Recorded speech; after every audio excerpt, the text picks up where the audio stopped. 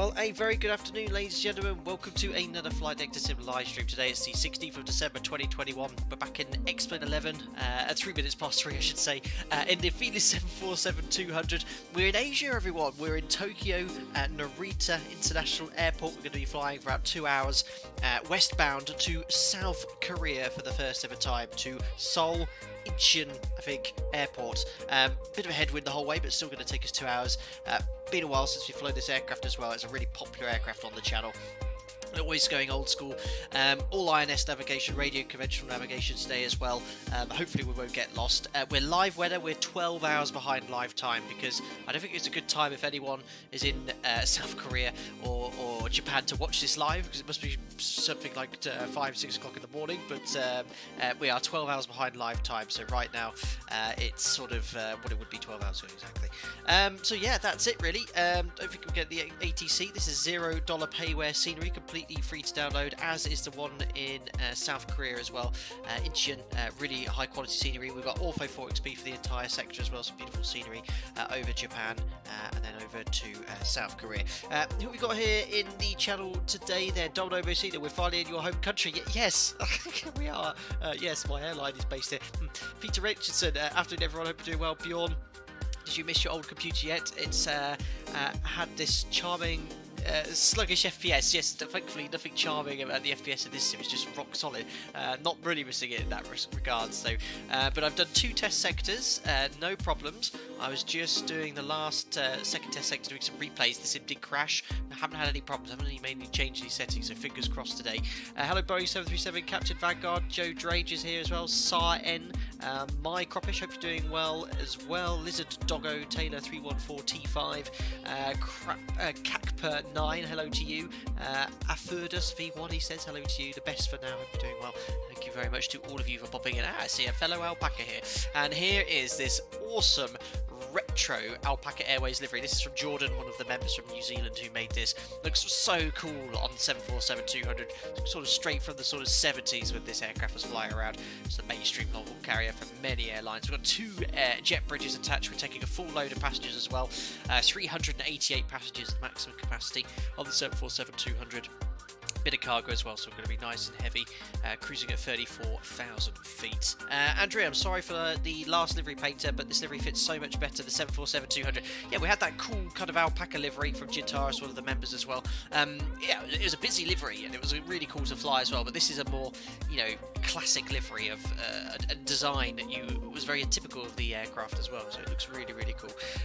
Danny Robel, the latest A380 for Emirates will soon take off. It's going to do a low pass. I did see it was the last ever A380 to be built, was doing its test flights for Emirates as well. There's the end of an era, and there will be no jets, I don't think, in our lifetime as big as that one coming out again for commercial aviation. Great shame, but that's economics for you. Christopher Erickson says, let's go, Toga, Toga, Toga. Indeed we are going to be doing that. We're completely cold and dark.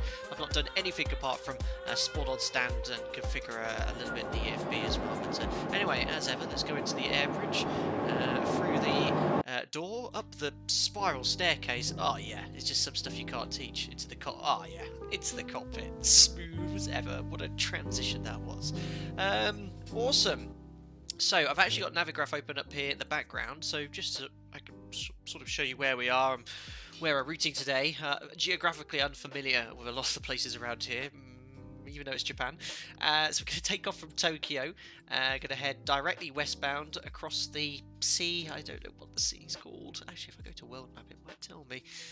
No, it doesn't, but this lovely sea between Japan and Korea, and we're going to head then now northwest directly to Seoul. There we are. Lovely. There we are in the world too. That's enough of my geography today. Cool. So let's not hang about. First thing I want to do is get some power to the aircraft. So it's completely cold and dark at the moment. So we're going to head over to the engineers panel and pop the battery on, which is just here. And we're going to put the GPU on the bus, so we'll close the bus tiebreaker shortly. If you can select external power to check the voltage and hertz, you can see that the battery is currently discharging, so we do need AC power connected. So there we are. Minimums. That's closed. Battery's now showing a slow charge. We need to put the standby power to normal. That'll illuminate all the fuel gauges here. Kate Newmarch, thank you very much for joining as a member. Glad you enjoyed the content. You'll get invited to our members only Discord. Enjoy the custom emojis and chat as well. Thank you very much for your support. Appreciate it. Joe Drake, smooth as ever. ... Unbelievable. Dennis, more like it. Pro streamer. Absolutely. John Franco, I've done the military version of this sector on a 7.6 as a passenger from Misawa Air Base Japan to Osan Air Base in South Korea. Omni Air International. Very cool, John. Well, we'll be looking out for you for your geographical tips. Thank you, Speedbird006 for Sea of Japan. There you go. Very interesting. So we've got some electrical power on the aircraft. Now, this is obviously a 3-crew aircraft, engineer, captain, first officer, and they'd be all individually doing their own items. I've sort of, I say developed, so I do my own sort of panel scan to make sure all the switches are in the right position. Now, of course, we have the interactive checklist, which will make sure all the essential switches are in the right position. So I'm going to start here on the overhead panel. All the flight control hydraulic power switches are closed. Yaw damper switches are set. We're going to have the anti-skid on. We're going to need the body gear steering later. Thanks for subscribing. Orphidus, welcome to the channel. We'll put the INS to standby at this stage. Engine ignition switches are all off. Start valve is off. Emergency exit lights all on. Wipers are all off. Nav lights I've already turned on prior to the stream. So we've got the nav lights on. And alternate leading edge and trailing edge flaps are all off. We're not using HF today. Radio central master bus switches are on. Test the stall warning. Mach airspeed warning test. Rotation test. Don't need any engine or wing anti-ice at this stage. Probe heat comes on after engine start. Window heat switches on. And we can check the power is also on to the window heat as well. So just to save a bit of time, I've already preset everything I need on the MCP. I will cover all of that when we brief the SID, and we also have the nav aid set, instead of spending 3 minutes getting that set up. That's already done. Moving over to my side, you can see we're 12 hours behind live time, but we have the DME and nav aids tuned, and this is the Narita, I think it's the Narita VOR, I think it's called. I'll just double check, there's no ATC on here at all at the moment, so we'll grab the weather conditions from AeroWeather, the METAR. So Tokyo Narita Airport, quite nice at the moment. What is the live time here actually? Local time, oh no, sorry, it's midnight. It's just gone past midnight in Narita. I thought it was about 4 or 5 in the morning, so it's a good job we're 12 hours behind live time. So surface winds 170 at 6 knots. I'm planning for runway 16 right on departure. That's what they were using on flight radar a couple of hours ago. A few clouds. It's 10 degrees, QNH is 1009, so we'll set 1009 here on the altimeter, and 1009 on the standby altimeter, and it should be synced up with the settings with the first officers. There we are, so that's all set. We've got some additional tests to complete here, so rudder ratio test, pull up, ground glide slope, alert, and there's a max indicator reset. There's an instrument test. You have to do this, otherwise Jim will go damn if you forget something. So that's all set. INS will load up shortly. This will all be blinking because we've not even set up the engineers panel yet. All looking good. Okay, radio to 1 on Unicom, 2000 standby, rudder and anal trims 3 and 0. We'll warm up the weather radar. Tilt should be up to +5 degrees, and now we can set up the engineers panel here. Hope you're doing well. I think that might be someone from Korea saying hello. Good day to you. Alpaca Mass Pilot, hello to you as well. Paul Shoesmith, our good old friend Shuey's here. Afternoon, everyone. Yes, I'll be waiting in Korea. Very cool. Hello, Ali 08 Pew, Captain 40. Good morning. Flights and nerds, hello to you as well. And Speedbird, thank you. QNH altimeter 2979. I think they use QNH here, but we should be able to have 2979. They are set exactly just for you, Speedbird 006. Cool. Engineers panel. So let's sort of do a bit of a panel scan here. Electrics all configured. We'll get the APU started now as well. So move that to start. First thing that does is open the APU door, if I remember rightly. We'll just wait for that light to extinguish, and once it's extinguished, we can start the APU. There we are. So starting the APU. Electrical panels all configured for now. You can see it as the load changes, the amps as well move around. That's pretty cool. The IG gen open lights are all on because they're not connected to the generator. This will all be the engineer's job, but we've got N2 on 0, we've got sufficient oil quantity, all temperature, all pressures all reaching 0. Engine breather, no idea what that is, but it's indicating 0. That's all looking good here. Oops, I just accidentally put one of the packs on. Galley power will put on, so they can start getting all the food ready for this flight. Galley lav fan, we'll put that in auto. Galley chiller on. Let's put that in normal. Looking okay. Is that APU up and running? Yeah, it is. So we'll put the APU on the bus now. So on the 737, the electrical system is very reliable. On here, I think it was a little bit, I wouldn't say more archaic, but it needed a little bit more respect and understanding of the systems. I mean, I've got a very rough idea of how electrics work, but I think when you had a habit of tripping things quite often when you changed the source of the AC power. So we'll close that one, close, and I think I could actually take the AC off now. I've probably missed something though. Let's double check. Ground, disconnect GPU. Cockpit to ground, disconnect ground power. Let's just wait until he's disconnected. I just don't want the whole aircraft to lose power. I think it might take a second or two. Yeah, oops, I've forgotten to... There we are. Ground power disconnected. So I thought I had closed it, but the APU is now connected to the bus. There we are, we'll put the APU bleed on too. Oops, well now we have AC power, it's whizzing away anyway. Bleed to open, we'll put the packs on half for now so we get some conditioned air into the cabin and cockpit. There we are, I can hear it blowing away. Trim air on. And humidifier, we'll put that on as well.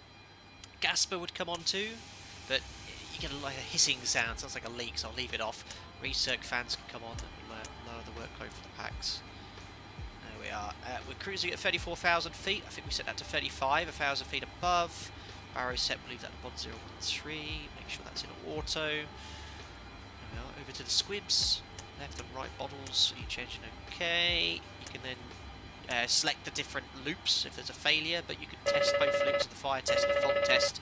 If you only test one of them, you'll get this default light. 50, 40, awesome stuff. 30, Nav fan is the most 20, important fan, absolutely, 10. Captain Faulty. Luke Supan, thank you very much for the $3. Very kind of you, sir. Love your streams from Adelaide, Australia. Amazing, Luke. Thank you very much. I guess, what's the time there for you? Must be getting quite late as well. Thank you very much for popping in regardless of the time for you. I really appreciate it, and glad you can see a little bit of it live, Luke. Thank you very much for your generosity and kind words. Appreciate it. Awesome. So, Anstey, you're going to the home Samsung mobile phones. I have the Samsung Galaxy S20 Ultra 5G. Anstey, are you trying to sell a mobile phone there by any chance? Unbelievable. Excellent, there are other high quality phones available. Where did I get to? Lower carbon, yeah, we'll leave that all here. That needs to be on normal. Was that after engine start? Yeah, after engine start, because that's one of the checklist items. We'll put the air pumps to auto. For pushback we turn some off. No, that goes on for pushback if I remember rightly.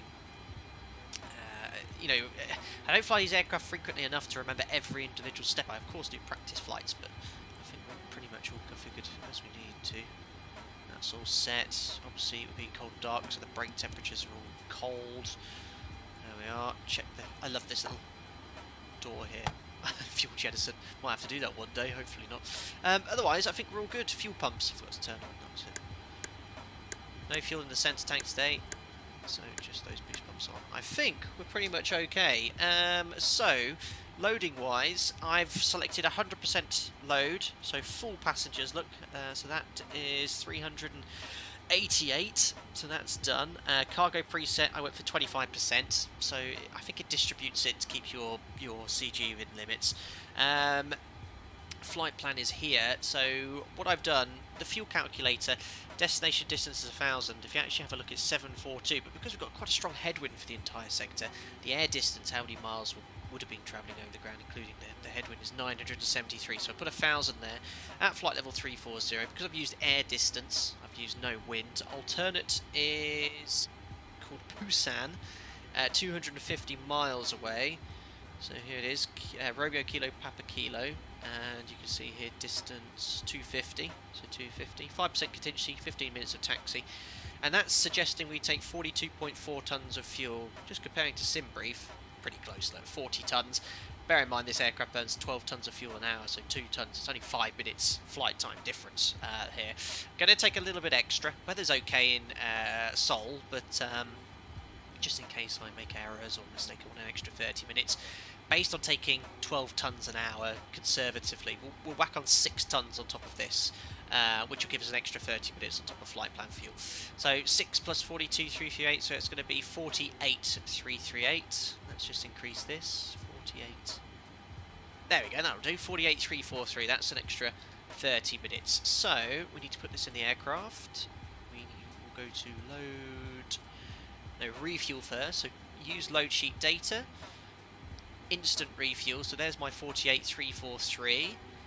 Go to payload, use load sheet data, so 388 passengers, nearly 14 tons of cargo. Zero fuel weight should be 230.3, so 232.16. Instant board and plane. There we are, so we've got the fuel and passengers all here. Josh, it's a very thirsty plane. Yeah, this is burning, always compared to the 7.3, that was that, 5 times as much fuel per hour than the 737 does. It is very, very thirsty. Josh I wonder if pilots and flight engineers have better knowledge of their plane than current crews due to having to manually manage anything. I can probably guarantee that for sure. My technology is fine, is what is needed to operate the aircraft, but the FCOM2 on aircraft like the 737-800 is very much dumbed down. There's a lot more information or technical information available on other resources there. So yeah, I should think that the technical knowledge of the guys that used to fly is far out surpasses the knowledge we have of our aircraft as well, for sure. Perfect. Luke, it's only 1:30 AM. Only? That's pretty late. I usually like to be tucked up at that time. I mean, I'm streaming a little bit earlier today because I'm working tomorrow on early, so I don't want to be streaming until sort of past 8, but we'll be done here. Hopefully approaching at about 6 o'clock local time. Right, so we're all done here. It's time to do the fun part, which is the INS navigation. So we've got these all in standby.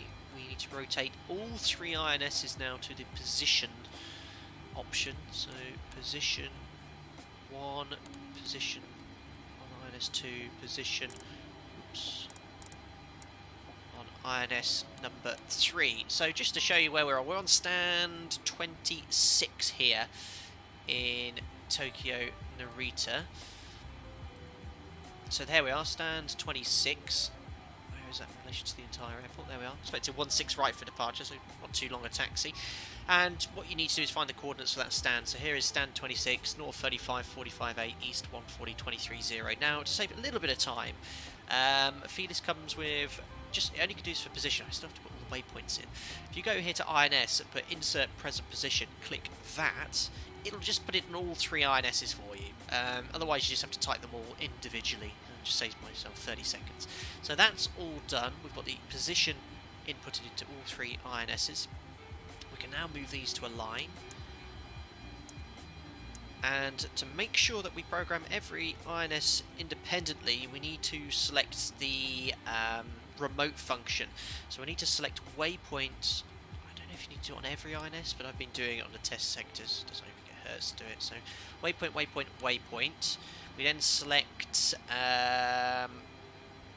remote on number 3, number 2, and number 1. And that means when I load up this INS, it will copy the coordinates for each waypoint into the FMS. So, FMS, INS. So let me just bring up Navigraph again for you. I haven't programmed every single waypoint. Minimums.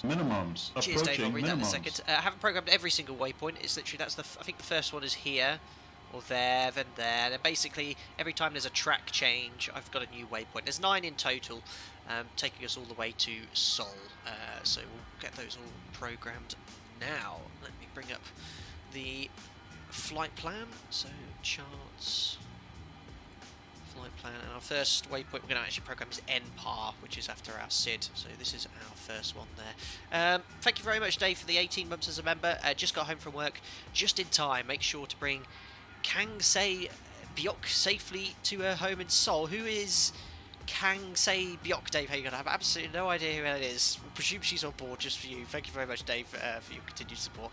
Vanguard, if you take on extra 6 tons on top of flight plan, doesn't that count as extra weight and therefore a fuel penalty? Absolutely, Vanguard. You know, we always take extra fuel in reality if required, so weather, disruption, anything like that, and there is a small penalty for carrying the additional weight, but it's not as much. You know, if we take 6 tons of extra fuel, there is for the 737 there is a mathematical formula. Essentially, for if it's something like every ton extra you take, you burn about an extra 50-60 kilos an hour or something. But we'll go through that later if you remind me. But yeah, taking 6 tons extra, I don't know, probably burning an extra 150, 200 kilos for the entire sector there. From Squid Games, thanks David Mark. I'm still yet to see that series, so I'll be sure to look that actor up. Is that the main actor, I guess? Awesome. Right, so let's load up the INS. First waypoint is Empire. That's where our SID, the Sakura 5, finishes. So we're going to go to waypoint number 1 and start inserting the coordinates. So north 3552.1. Insert, and then east 13949. Insert now. Just before I crack on, I just want to make sure that's copied across correctly. So let's just check waypoint number 1. It's there, and down here, waypoint number 2. 40, Waypoint number 1. There you go. So you can see, look, it's 20, copying it across to all 10. 3 INSs, which is good. Second INS waypoint is going to be Nixis. LEH, thank you very much. Please fly the A380. A popular aircraft, LEH. Thank you very much for your donation. Really appreciate that. Now then, LEH, I don't think on any desktop simulator there's what we'd like to have on this channel, a sort of good quality add-on. We fly all sorts here, but if there is an A380 available, it's not to the sort of detail like we want to see here on this channel, so I probably won't be flying an A380 anytime soon. I think Fly-by-Wire, or the whatever they're called, Fly-by-Wire team who made the A320 for Microsoft Flight Simulator are making an A380, so no doubt when that gets released we'll take it for a spin for sure. Excellent. It was so much fun when you came to Korea. I haven't been before, but I'm glad you're enjoying it, my friend from Korea, and I'm so sorry I can't read Korean to know your name, but thank you very much. Cool. Right, anyway, let's go to Nixis, waypoint number 2. So number 2, Nixis, so that's north 35, and then 551, insert east 139, 359. Insert waypoint number 3 is Tepex. Have I just done that wrong? No, I think we're okay. Tepex, you probably couldn't see it, that was all. Tepex number 3, north 36 002, insert, and then east 13 8530. Insert waypoint number 4 is Madel. So skipping out bidding. Minimums. Madel Joe Approaching Drage. minimums. Thank you very much for your continued support as a member and moderator. I have no idea what your comment's going to be. It hasn't come up. There it is, 21 months. What was that? Did I hear the Tupolev saying it wanted to be flown? I think so. Oh my god, everyone's been wanting the Tupolev for ages. We're in this neck of the woods here. Well, Pyongyang's not too far away, is it? Well, I don't know if there's any political issues from going from South to North Korea. I don't know. We'll see, Joe. We'll see. It's been... I think a lot of pressure. You get DMs now. When are you taking the Tupolev again? The headache generator, I like to call it. Thank you very much, Joe, for your continued support. Maybe soon. We'll see. Oh, my goodness. Minimums. Approaching minimums. Cleared to 420. 16 months as a member. Thank you so much for continued support, buddy. Really appreciate it as well. Thanks, man. Oh, my days. Minimums. Everyone's coming in. Approaching members. minimums. Members' comments. Philippe Simulator 10 months. Hi, Captain. Have a question for you. Have you ever thought of being a contract pilot instead of an airline pilot? Thank you very much. Very happy being an airline pilot. A contract pilot, would this be some sort of... I wouldn't even know what you'd want to be being a contract pilot, just flying as you need to. Well, I like having a full-time, contract, with a basic pay, with the stability of the job. So I wouldn't ever want to really become a contract pilot. But thank you very much, Philippe, for your 10 months as a member. Right, I'm out of sequence now. Madel North 35590. That is insert, and then it's east 134462. Insert. There we are. Halfway nearly, guys. Waypoint number 5 is going to be Sapra. There it is, Sapra. 5 selected, so north 35494, insert, and then east 130434034,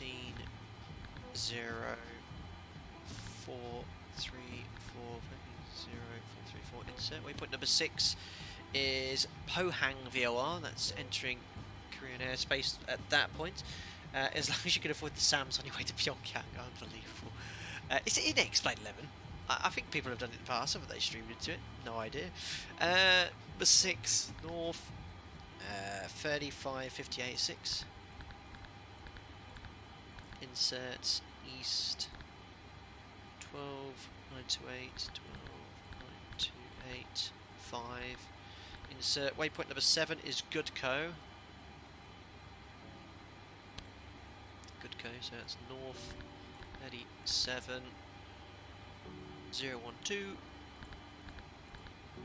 Insert, and then east 127384, 127384. Insert. After Gukdo, it's then Cell, which is the.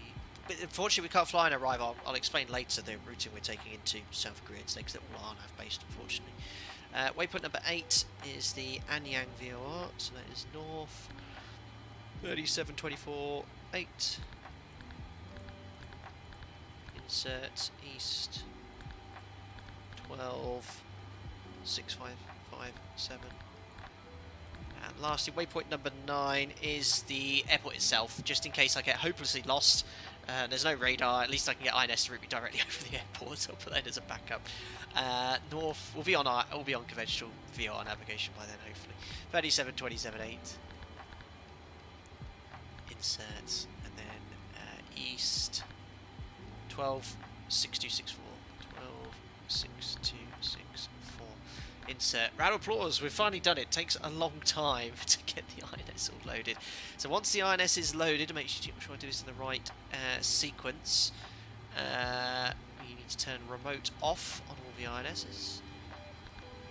1, 2, 3, and it's ready to go to nav. So nav 1, 2, 3.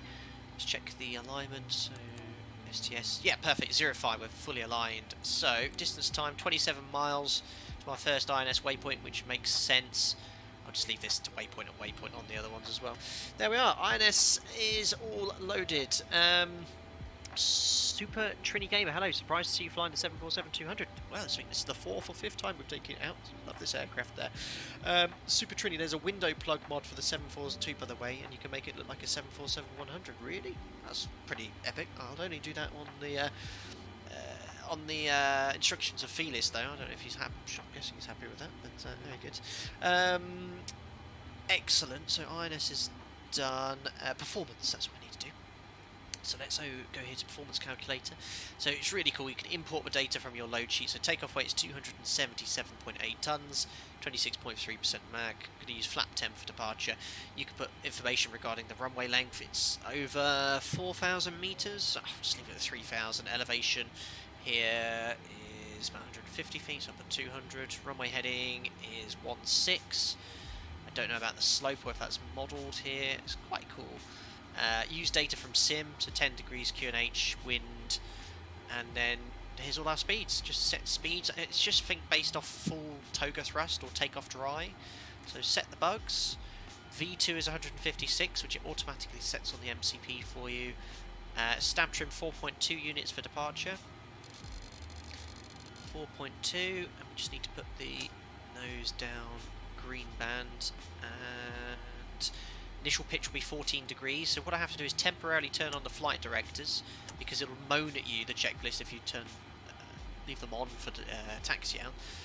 So 14 degrees, I think there's our acceleration pitch attitude, so that's set there, and also on Jim's side. And then we've got to turn them off again. There we are. Right, I think performance briefings, that's it, just taxi and SID briefing, and then we're all good to go. So let's bring up the charts again. We're on stand 26. I'm going to do a straight pushback. What I found with better pushback, I don't know if it's something you have to do with the main gear steering on this aircraft, but it doesn't sometimes like you doing a curved turn, or any turn, because I did earlier and I started doing lots of quick loops around in circles. I don't know what I did, but I'm just going to do a straight pushback off stand 26 onto the Whiskey 7 gateway, and then once we do taxi, we're going to make a left turn towards the whole point for 16 right, pretty short taxi. Departure then, they've got some conventional SIDs here, which is pretty cool. It's a Sakura 5 for runway 16 right, and our departure is going to climb on runway track 157 until we're 14 miles from Narita VOR. So we've got 17.9 for the VOR. Courses of 157 sets. Once we're at 14 DME, we're going to do a 180 turn, head inbound on the 129 radial, back towards Narita, so I have 309 for Jim, and then once I overhead Narita, this is sort of like an RNAV transition. We're going to make a left turn to Tetra, which I don't have programmed as an INS waypoint, but it's on the 271 radial at 4.8 DME, and then we're going to update INS waypoint change 0 to 1, which takes us to our first waypoint Empire, which is an RNAV transition. So we have INS, okay, so INS is a form of BRNAV, basic RNAV, and I think we can fly RNAV 5, so we can't use the CVRNS to fly RNAV SIDs, RNAV procedures or RNAV approaches, but we can use it for en route navigation. So technically, can I use this to get to Empire? I don't think I can. However, I think from Empire, it's an airway anyway, so technically, let me just bring up her. Yeah, look, we're actually from Tetra on the Yankee 16 airway, so we can technically route to RNAV. To Empire using basic RNAV, BRNAV. So there we are. I think we're all ready to go. Covered the SID, lovely SID today, nice and basic. That's what I like, nice and easy, as easy as possible. And we'll now read all the checklists. So let's go to home, checklists, before start pilot checklist. Let's do it. See how much I missed. Before start checklist, please. Loads probably. Gear lever and lights. Down and check. Brakes. Parked. Start levers. Off. Radios. On and check. Flight control hydraulic power. On. INS. Check in nav. So far, so good. Compasses. Slaved. Window heat. On. Seatbelts and no smoking. Hold on. I knew I'd forgotten something. On. Okay. Emergency lights. Armed. Exterior lights. Oh, yeah, I can skip that one because that's the beacon light and I'm not ready to start engines yet, so I'll skip that. Flight instruments. Check. Altimeters and clocks. This. 1009. Set and cross check. Radio INS switches. Radio. Radar and I'm not doing that one again because it went crazy when I did that better pushback. Something like that. That'll do. Ground to cockpit. Off. Tow is driving up. Stall warning. Check. Mach airspeed warning. Check. Auto Beastie brakes. tug. Check and off. Body gear steering. Arm. GID. On. Gotta stay in the cockpit. otherwise Autopilot I won't and hear flight the director. checklist. Check and off. Takeoff warning. Damn. Oh, well, we do that in the 737 to be fair. Takeoff warning just advanced, that's thrust levers. Check. Make sure you get the horn. Auto flight enunciators. Check. GPWS. Hold on. I thought I'd done the GPWS. Check. I'm not doing it. Instrument warning. I've done that as well. Check. Flight director. Okay, all computer doors and hatches are selectors. closed. Ready to connect. Check. Many noises. Instrument source selectors. Normal. Reserve brake valve. Closed. Spoilers. Down. Static selectors. Normal. Oxygen mask and regulator. I presume that's checked. Check and emergency off. Brake pressure. Andrea, my Check. voice a bit low. Stabilizer I'll trim. Turn up the mic slightly. Check and on. Rudder and aileron trim. Check. Checklist completed. Excellent. Well, not too bad. Forgot some stuff which I think I could get away with. Let's do the engineer's checks now. Battery. On. APU panel. Check. Auxiliary power. Alert. Check. Engine oil quantity. Check. Fuel quantity. 48212 kilograms. Perfect. Fuel panel. Check and set. Pressurization controls. Check and set. Bleed controls. Wait. I've got to take the packs off, I think, for Check start. and set. Hydraulic quantity. Check. EPR computer. Let's see. When it says damn. This is again, I've spoke to Joss about this, who is an engineer in the 747-200 part of the Felis team. He doesn't understand why Felis has this on go around. Go around. Because you just have it on Circuit takeoff dry breaker. or you reduce thrust setting. Check. So I'll put it back to takeoff Indicator lights. Check. Electrical panel. Check and set. Air conditioning controls. Check and set. Fire control and wing overheat panels. Check and set. Equipment cooling. Check. Passenger oxygen. Check. Hydraulic panel. Let's see. So I think for pushback, I need to have I turn this one off, that on, and then we need to have pump 1 to auto, and these need to come off. Maybe this one as well. Check and set. There we are. Fuel jettison panel. Check. Crew oxygen. On. Oxygen mask and regulator. Check and emergency off. Let's see. ADPs off. Checklist completed. Right, not bad. Pretty happy with that. And next is after start, so I think we're all good to go. Oh yeah, I need to do my little PA. Ladies and gentlemen, this is your captain speaking. On behalf of the entire crew, welcome aboard the Boeing 747 Classic. We will depart shortly after we have our clearance and the cabin crew is finished with their preparations. For now, I wish you a pleasant flight, and I will be back during the flight with further flight information. Amazing. There's no SID stop altitude here, so what I've done is set 160, which is at or above restriction at Ramba. So once we get on our way, I'll just set a higher level, straight up to cruise level of 340. But 160 set for now, and I can tell the crew to arm slides. I think it's this one. Cabin crew, arm slides. There we are. So we are all good to go. Better pushback's ready. So we'll now press start. Pushback. Ground to cockpit. Please show me where you want to go. Not that one. Oh, blast. Tow connected and bypass pin inserted. Release parking brake. Glide slope. Just realised the slope. cargo doors are open. You nearly had me, guys. Just realised. So it's doors, ground, close, close, close. Remove Cockpit to chocks. ground. Remove the chocks. And I got a call from the cabin crew. All doors are closed and armed. Thanks, Anne. Ladies and gentlemen, She'll now do her PA. flight attendant, and on behalf of our captain and the entire crew, I wish you welcome aboard. Please take your seat. So cool, I love this extra immersion.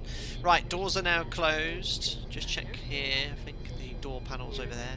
Well, the cargo door lights now closed. I think we're good to go. I don't think I've forgotten anything. No one in chat saying don't forget to do that.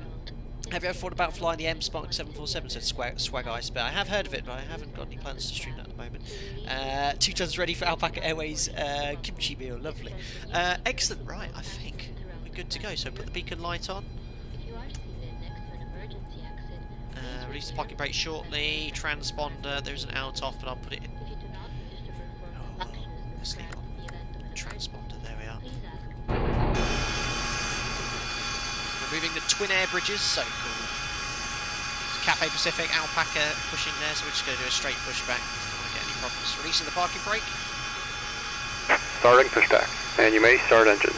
Amazing.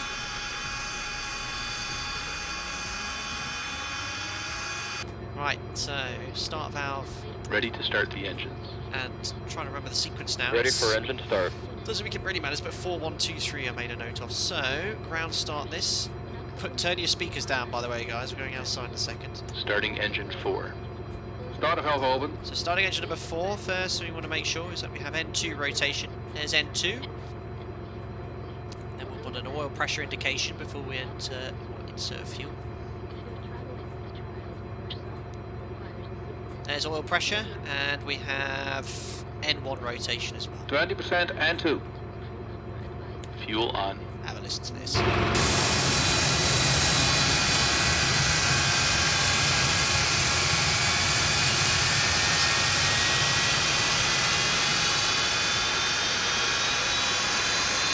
That's a bit dangerous. He's a bit patient. Unbelievable. Oh, don't whack the. What in the world? Is that a Ferrari? Is that the airport manager?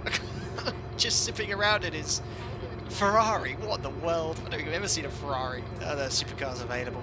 Right, starting engine number 1. That's funny. Starting engine 1. Start valve open. Funny. Operation Oh. complete. Set parking brake. Could have going a bit further back, but never mind. Parking brake set. Disconnecting tow. Stand by. 50, That's funny. 40, 30, 20% and 20, 2. Jeez. 10. Fuel on. Thanks, Matthew. Tupolev. Tupolev. Oh, stop it, guys. Thanks, Matthew, for the tenner. Really appreciate it. Okay, I'll think about it. Disconnect. Not before Christmas. Maybe before New Year. Maybe in January 2023. Cheers, Matthew. Right. It's good start on engine number 1. Starting engine number 2. Starting engine 2. Start valve open. There we are. N2. Tow is disconnected and bypass bin has been removed. Hand signal on the right. We'll see you next time and have a safe flight. Thank you. Oil pressure. There's N1. 20% and 2. Fuel on.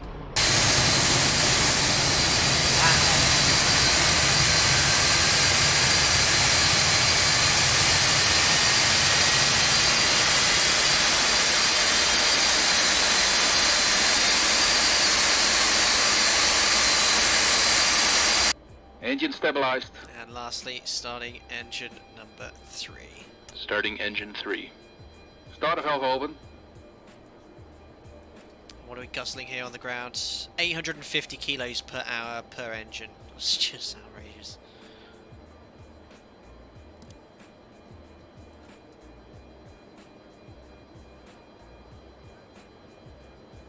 %20 and 2.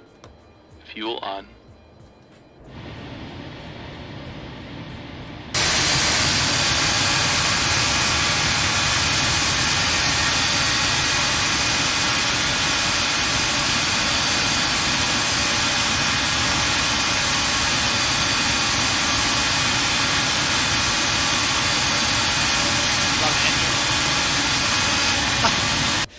There he goes again, look.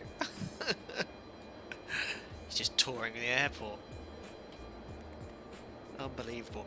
Right, I think we've got 4 good engine starts there, so we can now put the start valve to closed. And I do my airline's pre-flow check. It sort of works quite nicely. So generators on, and APU can now come off. Let's get the APU bleed. I think I need to close that. So generator on, APU off, start switches to flight. It will moan at me at the checklist for doing it a bit early, but I need to have them on prior to takeoff anyway. So start switch continuous, probe heat on, don't need anti-ice, flaps to 10, and flight controls. Flaps 10. Full forward, full back, left, right, and here comes the rudders, full left and full Rudder's just moved slightly. Full right. There's no recall. Oh yeah, I did also need to put these to auto. And there we go, traffic 611, taxiing There we are. to 16 And then we right can out just of do the Quebec before. 6, Whiskey 6 Alpha, Hunter Alpha 1. There we go, traffic. I have to start checklist, even after start checklist. After start checklist. There we are. There you go, traffic. Flight recorder. On. Start switches. Hold on. Oh, yeah. So I can skip that one because the start switches will need on flight anyway. So skip. Beacon lights. On. Brake pressure. Check. Start levers. Idle detent. Engine and the ice. Off. Electrical panel. Wait. What do you mean wait? What have I not done here? Where's any amber lights? Ooh, galley power's tripped. Ah, maybe I was meant to turn the galley power off. Galley power tripped. Check. That's strange. Well, Back valve. I guess you meant to turn it off during it. This. Oh, this. Open. Dual warning lights. I think they have to go off Out. again, don't they, before takeoff? Hydraulic panel.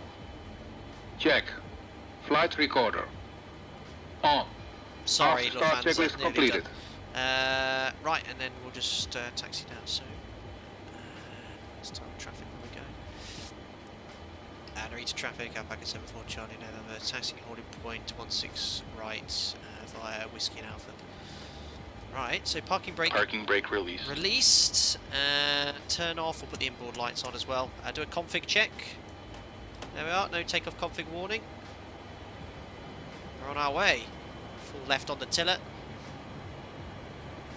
Yes, packs off during takeoff roll. Yeah, I guess they just want them on for taxi just to get some conditioned air into the cabin for whatever reason.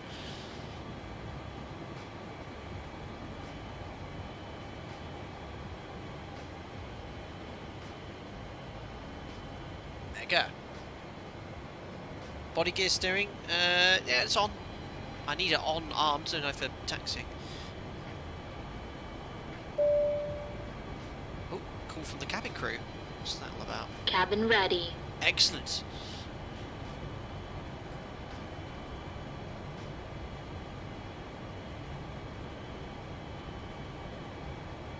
we're going to carry on Whiskey and then we'll make a left turn all the way over to Alpha shortly. Can't go for much further. Got to do a little taxi pass. Watch your ears.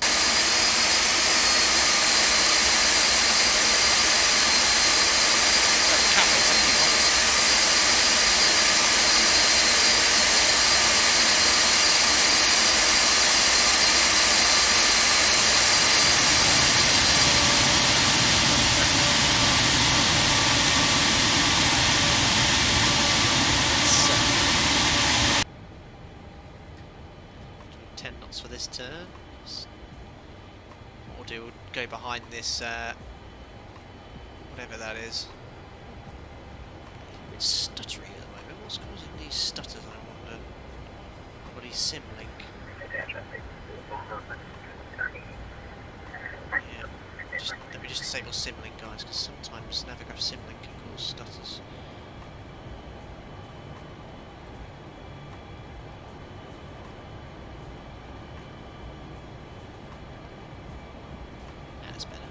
Still getting occasionally.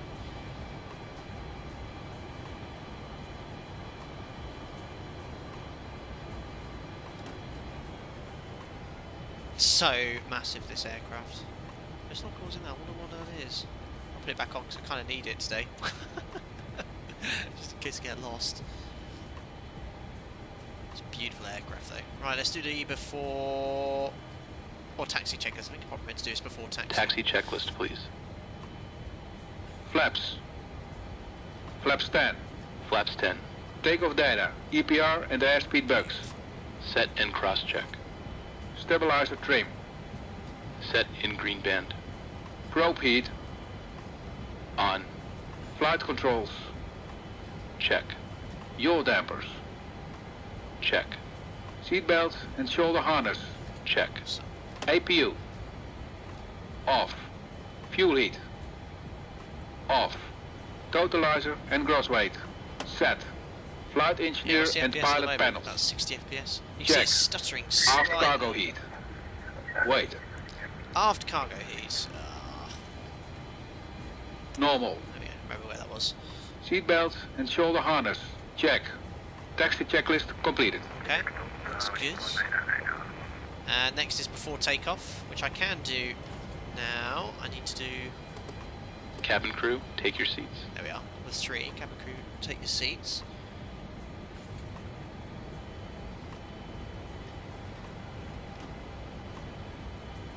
So there's Alpaca taking off.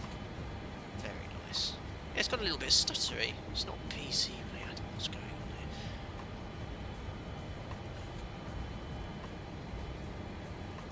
there. Very good traffic, 20611, line out, runway 16 right. Very good traffic. Who knows? It's not too bad. Are you noticing it, guys? It's very occasionally, but it's pretty smooth. So again, good 60-70 FPS, but sometimes you just get these stutters with certain add-ons. Maybe it's a VATSIM thing, because on the test sectors I was stutter-free. There we are at the whole point.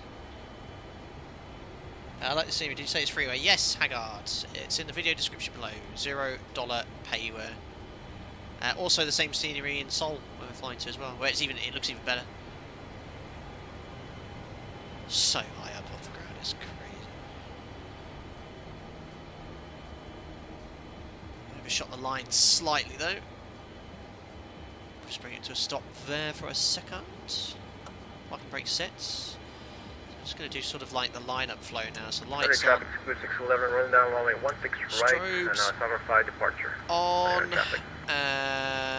Packs can come off for takeoff.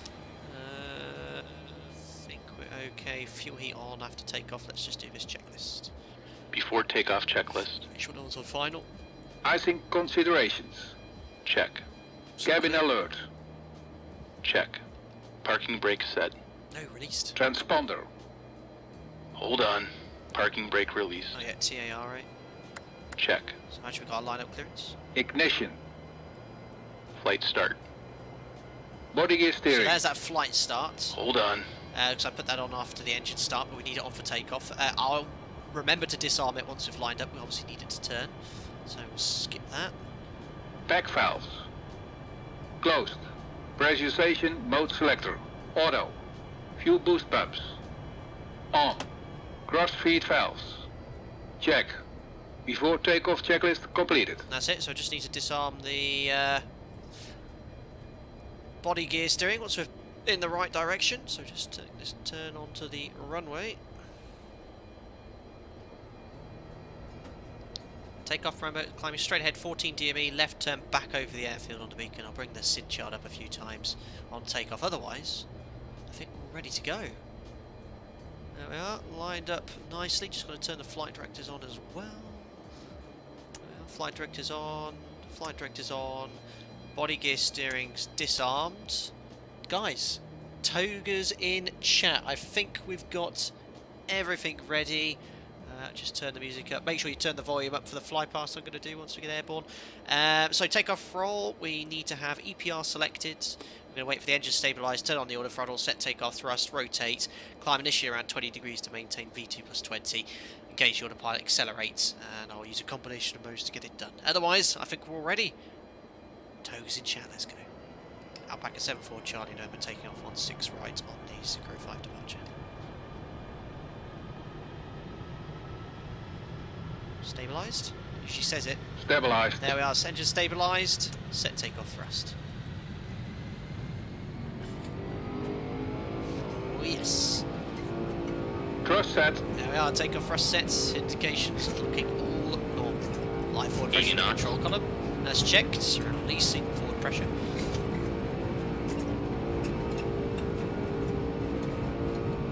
Traffic, Lufthansa 4589. V1. Rotate. Up we go. 2.5 degrees per second. It's accelerating so quickly. And we're airborne. Positive rate. Gears coming up. Gear up. It's about V2 plus 30 by the time I get to my target altitude. There we go, that'll do. And trim.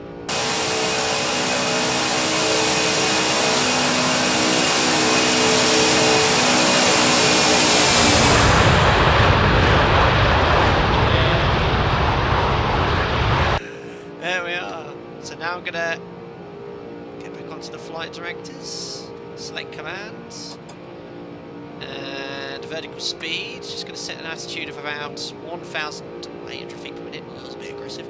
So we can accelerate the aircraft. We're gonna go to flaps 5, Vorlock. Flaps 5. And engage. Oh, already engaged in Vorlock. There we are. So it's already on the localizer. Bit of turbulence here. Ugh. Flap 1 at 209 knots. Oh gosh, we're going really quickly. Flaps 1. Need to put climb power in, that's probably why. Wow, so fast! Oh my goodness me! Flaps up. Indicated airspeed hold, and definitely need climb thrust, which is down here. Really accelerating fast now. I've selected indicated airspeed, so it should pitch up back to 250 now. And we're waiting for, guys, 14 miles. So we get 14 on the DME here. But look at the inputs on the autopilot. Right, flaps up. No lights. After takeoff checklist. So gears off. Start switches. All 8 of them. Off. Air conditioning, pressurization. All on nice and slowly.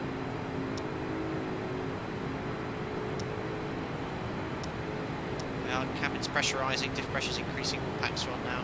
And set. And we will equalise until 10,000 feet. And that's it. Just do the after takeoff checklist, please, Joss. After takeoff checklist. Yeah, fuel heat and auto. Gear lever. Off. Landing and logo lights. Damn. What? Landing and logo lights? Yeah, I'll keep those on, I think, thanks. Skip. Maybe jump, that did. Ignition. Check. Seat belts and no smoking signs. Check. Back valves. Open. Fuel heat. Auto. After takeoff checklist completed. After takeoff checklist complete, almost at 14 miles. Make a left turn on 309, so we're just going to revert to heading select here. Set the course inbound, which is 309. Maintain 250 knots still.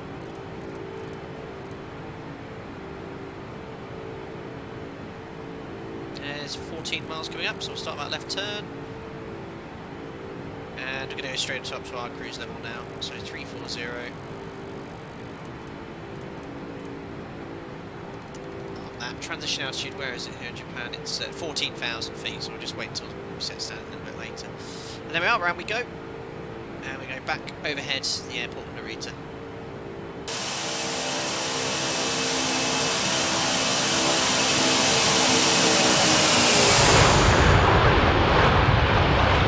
That is wicked. That is so cool. Amazing. So we won't accelerate to our econ climb speed until we're back inbound. There's no point going fast in the wrong direction. So as soon as we're facing inbound back to Narita, re-engage or climb at our econ climb speed. You can find that in performance calculator. Optimal climb, there you go, 309 knots. So we'll accelerate to 309 shortly. Just keep that turn going around at 250 knots for now. We've got pre-cruise check, so fuel. All pumps on, apart from the centre tank, and sufficient. You can look at it guzzling the fuel there. That is one thirsty aircraft. I mean, it's going to be less now, but we're still burning, what's that, 714, 28 tonnes an hour, nearly 30 tonnes an hour at the moment. So fuel's fine, lights off, AP's off, pressurisation. Diff's increasing, which is good, shows you the pressurising, so 4.2, cabin altitude is about 3,000 feet set. Release passengers, light up your cigarettes, there we are, checks complete. However, we always recommend to keep your seatbelt up. I need to keep turning instead of enjoying the view. Let's get rid of the yokes here. There we are, I can press engage Vorlock actually to intercept the radio. Charged. Now sit back, relax, and enjoy the flight. Absolutely. Absolutely.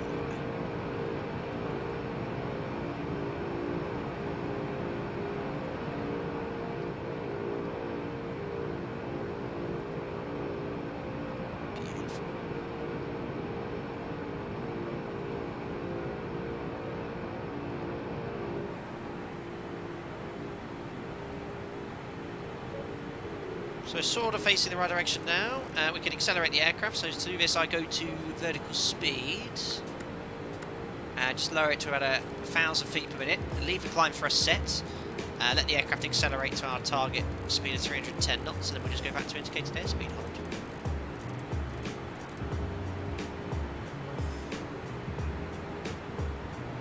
Tutors, don't worry, V1 has the same issue. Enjoy the view, not flying the plane. Gotta get your priorities right in Flight Sim. Gotta enjoy that amazing view. I went to the effort of downloading Ortho, guys, for the entire sector. It looks really good. Arc, zoom level 16. It's really, really cool. So flying back inbound towards Narita, once we've overhead the beacon, I'm going to briefly go left on the radial 271 outbound till 4.8 DME, and then we're going to redirect to Empire, which is our first INS waypoint. Get a lot of air noise at this speed as well, so I'll just turn that down a bit.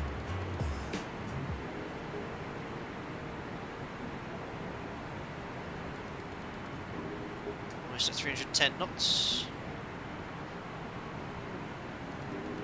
Climb so fast compared to the NG.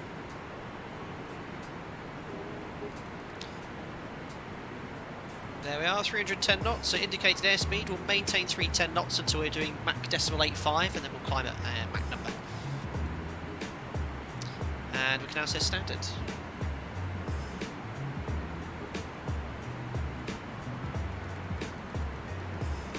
1, 3.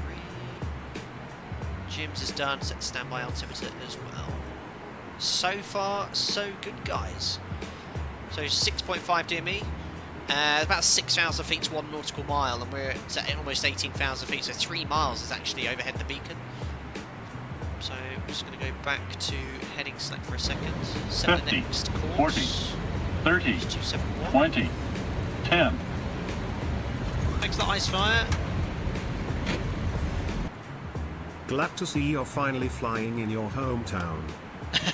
It's already been pointed out, Ice Fire. Thank you very much. Oh yes, we won't need to refer to the map at any time throughout this entire stream. Thanks, Ice Fire, for the $2. There we are. So you can see that we're sort of slightly overcutting, like cutting the turn there. So you'll see the needle swing shortly. That's not too bad. And then it isn't going to take long actually. We're just going to go literally 4.8 straight to Empire. So I need to upload the INS waypoint. So I'll briefly go to Vorlock again. There we go. There's the needle swing. We had the VOR, so she looked below us. You can see Narita. There we are. So we started the day. A little bit of engine anti-ice coming on. Minimums, minimums, minimums. Approaching minimums. Just heading select for this one briefly. And yes, Legends, thank you very much for continuing to support as a member, or welcome back perhaps. Glad you enjoyed the content still, and obviously you know about the Discord and all that good stuff. Thank you very much, buddy, appreciate it. Slightly overcut the quarter there. I thought it cut it too early, but obviously the speed we're going, this is why it's so nice to have INS. But yeah, you can see, look, 4.9, I'm happy to say where we're here. So we're going to redirect to our first waypoint. So I'm going to go waypoint change, 0, 1, insert, to INS navigation, so 1, 2, and INS, and it's now going to make a right turn to route to our first programmed INS waypoint, which is Empire, direct from our present position, so it's going to be like slightly across from metal. The restrictions look easily above 160 at Rambo, and run away. Should have our ETA up here, 1806. So in a couple of hours. So high, so good. Never seen flying this flight factor 767-300. I've never flown that. I've flown the 7.5, but I've never taken out the 7.6.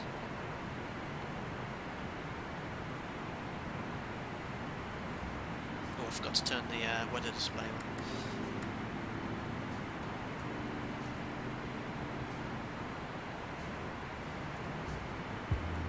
Weather radar. This works as well. Functions. So cool. Lawrence, surely it's a huge waste of time and money to do this departure in real life. It's just the way it is. You imagine, Lawrence Draper, Tokyo, you've got a huge international airports, London, they have to cater for the airspace around here. So, you know, they can't just have us turning at 500 feet going overhead, because there's airspace, airports, military airspace, danger areas. SIDs are designed to ensure that your aircraft is navigating safely and keeping you away from areas where you shouldn't be flying. So look at the other one, look. It's all the way around here. It's a bit of a way around the a block, but that's just the way it is. I don't know much.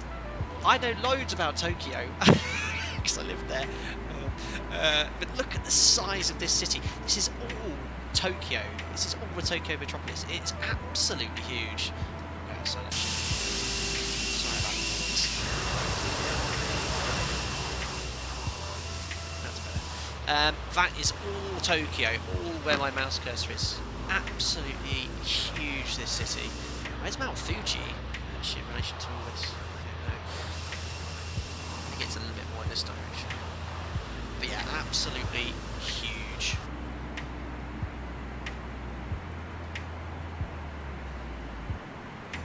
Okay, right over the top of it. Look. Oh, I can't read Japanese. Weather radar still on standby, Vanguard. Thank you. Lauren, it's just over the suburbs as well. It's a long way to the city proper. Yeah, I'm unfamiliar. Not based in. Is it a long way to Mount Fuji still? I don't know. I swear I saw it on one of the test sectors not too far away from here. Yeah, it's absolutely crazy.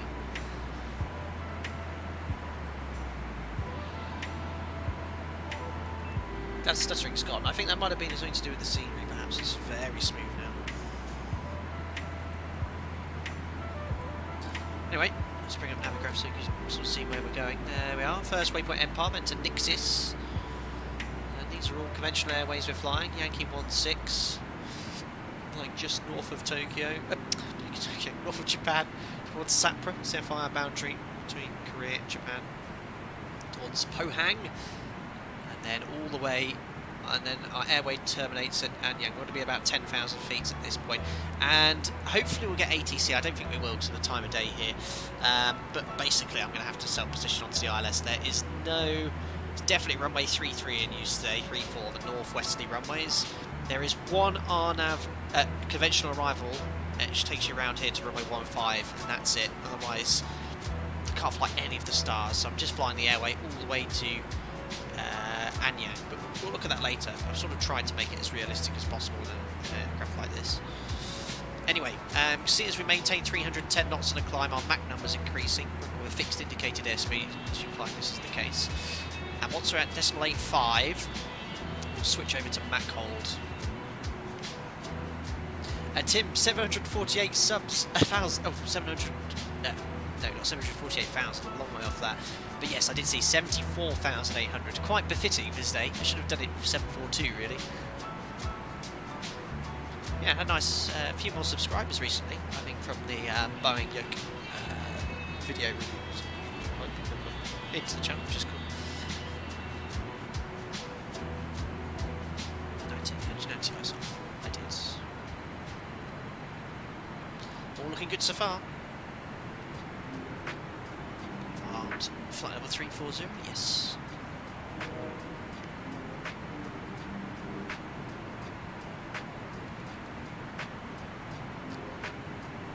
ADS Legends, would you consider a stream in the Boxing 777 in any time soon, Captain? What's the Boxing 777 ADS Legends? Never heard of it. Rashid, Incheon definitely opened in the RNAV era. The classics would have gone into Kimpo. Now, I've sort of had to tailor the arrival slightly, Rashid, to allow for us to get in. It's sort of where the RNAV arrivals start in reality as well. I've sort of tinkered with it slightly. I think it's as realistic as we can get it.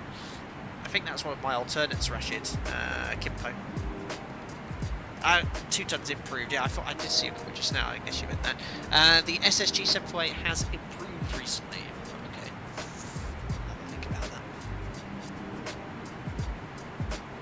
I will. This is, yeah, you're half Japanese, aren't you? Well, I forgot that. This is your neck of the woods. I'll try and stick with the other en route. Oh, hello, ding dong. Someone's knocking on my door. It's an aircraft messaging me. Getting a bit close to you, slowing to 240 knots. Oh, okay. Roger.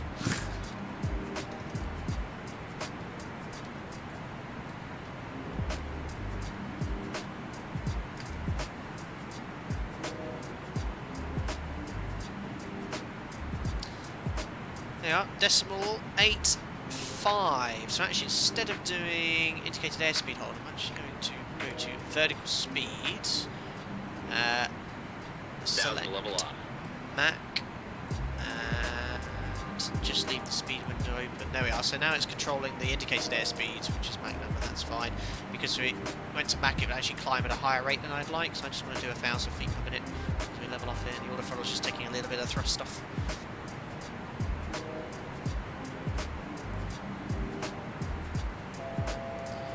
Rashid, yeah, I think you'd be on a Gupta arrival from this direction. Yeah, I don't even have a star. I mean, there's one star that I could have done for 1.5, I think it was 1.5 right, which is basically the way we're flying. Well, I'll show you guys if you're interested. Brief it later. Just bring up Navigaph for me. There we go.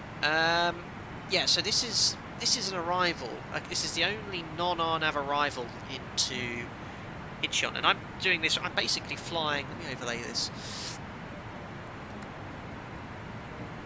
So we're flying this very airway, look, Yankee 685 all the way to Anyang, okay, and that's where my flight plan terminates. I just have Sierra Echo Lima to the airport, alright. So this is actually on one of the stars, however, this star is for runway 15 left, it isn't for runway 33. All the 33 arrivals are RNAV, so I can't fly any of them. So what this arrival does, which I can actually fly conventionally, just get rid of the overlay, so it's not easy to read. This arrival had me going from Anyang to Golf Charlie 034, intercepting that radial from Songtan to Poseb, but it's runway 33 today. It's quite a strong wind as well. I think the wind's picked up quite a lot in Seoul. The wind right now is, yeah, 310 at 16, so it's definitely runway 33 in use. So yeah, what I'm doing is basically from Anyang is just self-positioning onto the approach. So if I put this as an overlay, there you go. So I've gone from Anyang, and I actually have Posok as the 8 INS waypoint. So it'll actually take us to around a 14-mile final. So what I'm just going to do is self-position heading onto the ILS, 33 left, or any of the northwest of the ILS. There's 4 runways here. So yeah, I think this is realistic as it would be if you're flying to an airport like this and an aircraft like this. All the other arrivals, just to show you guys.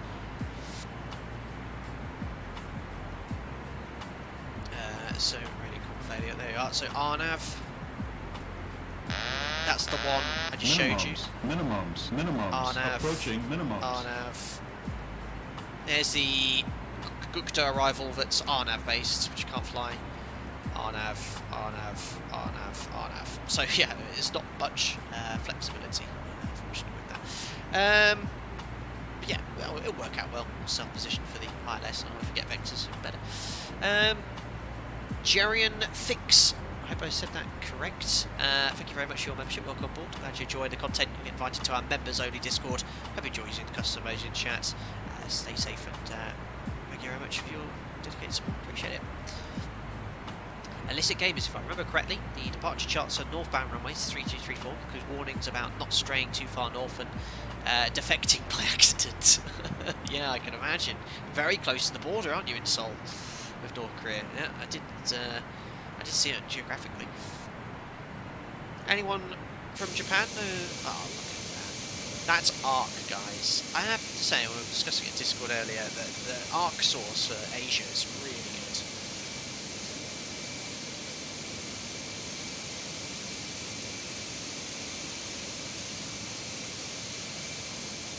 Korea does not have any VR approaches in almost every international airport. I noticed that there is one VR approach here in Incheon for 15, one of the southerly runways. I think it was 15 right or 15 left, but all the rest are RNAV to ILS.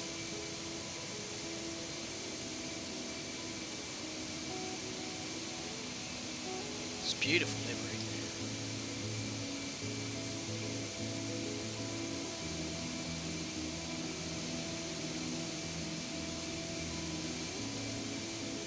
Thanks, Jordan.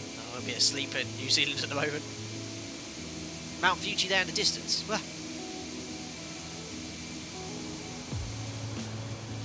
I really don't know.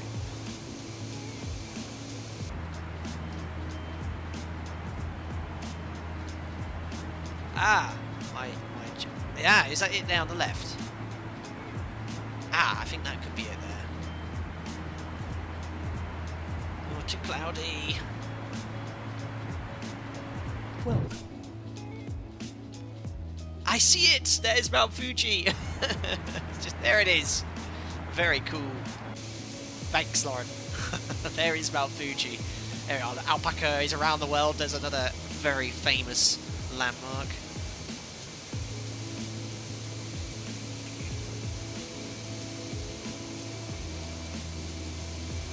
Probably having a lot more snow in Japan this time of year as well.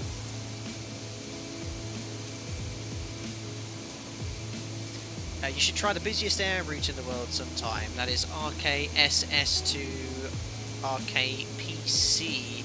Very cool. I don't know where they are. That sounds like a domestic South Korean flight. Look at that. Illicit Games, love the livery in the play. It's awesome.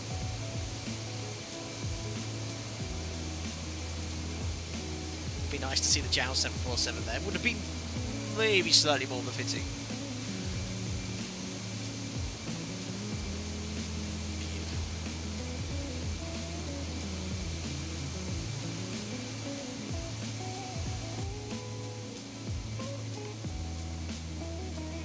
I could only afford an older 747 though. That's true. Range rig, we have every aircraft. Concords are quite expensive to keep in service. Did any of you here in chat notice the stream trailer? It's something I didn't realise you could do on YouTube for quite a while. I think you've been able to do it for some time, but basically you could just upload a short trailer video, and all I did was one of these taking off, and it was quite cool. Might do some more. I'm going to do it every stream.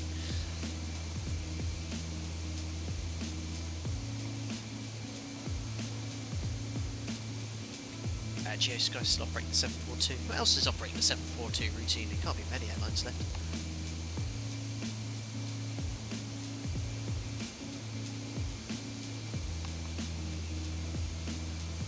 It's a bummer. It's 1 AM in Korea, Japan, no VATS and controllers. Yeah, sorry about that, buddy. It's just the time of day for me. It's very convenient. It's 4 o'clock in the evening in the UK. Usually stream around this time. And I was busy this morning. I couldn't stream much later, but no one there would be able to see it anyway. Yeah, I really need to stream what time? Sort of 9 o'clock in the morning UK time to watch it at a convenient time.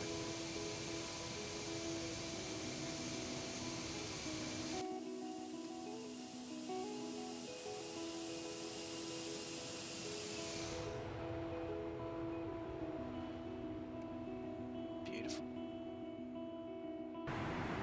Yeah, 373 knots. That would be the sign of quite a strong headwind. Let's have a look here. Wind 265 at 120 knots. Right on the nose, look. 120 knot headwind. I thought the ground speed was a bit low. I'm doing decimal 85, only 370 knots. Minimums. Approaching minimums. Better put the seatbelt sign on.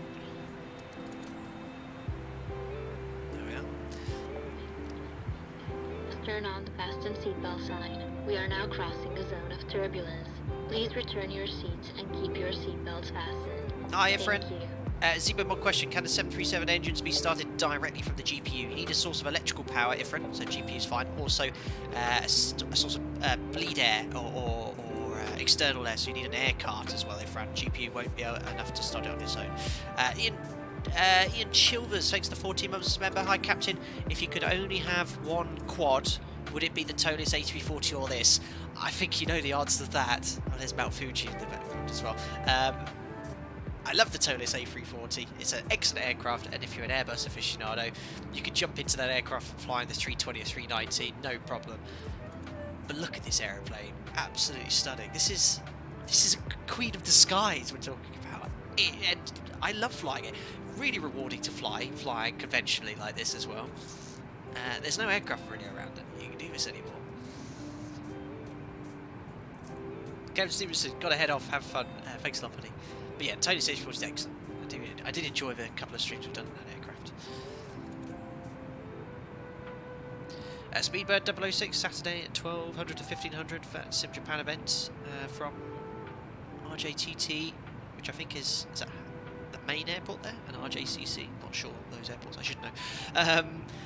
Excellent. I'm unfortunately working, but yeah, that's a good shout out if anyone here is looking for some new places to go. We did a VATSIM group flight in Japan, which was excellent. Astro, small tip, in the INS in wind mode, pressing hold will give you the actual head tail. Welcome across the compartments. Amazing. 121 on the nose, 121 knots on the nose, and then 9 knots to the left. Very cool, Astro. I didn't know that. Thanks, buddy. I'm enjoying that view. Very windy, yeah, very turbulent. This is sort of light, occasional moderate here.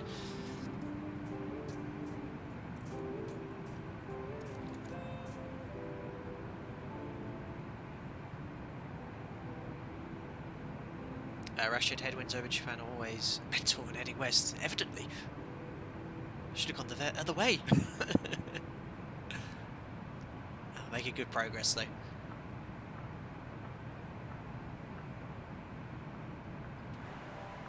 I don't usually do loads of external views, but I was enjoying that. Let's do a fuel check though when we can. Let's bring up Naviggraph.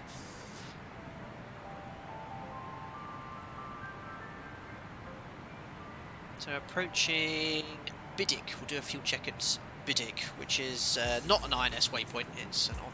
We can still do a fuel check there. Get my chance here. There we go. Do our fuel check shortly. Oh! I didn't do the timer, guys! Why is no one shouting timer at me? Did anyone shout timer? I've only just realised. God damn it. Anyone make a note of the airborne time for me for the play the stream back, and I can do that for the paperwork. LOAFO 3310 new rig is performing well. I see it's doing very well. 60 FPS at the moment. Damn you lot. It's like it wants me to look outside at the beautiful scenery.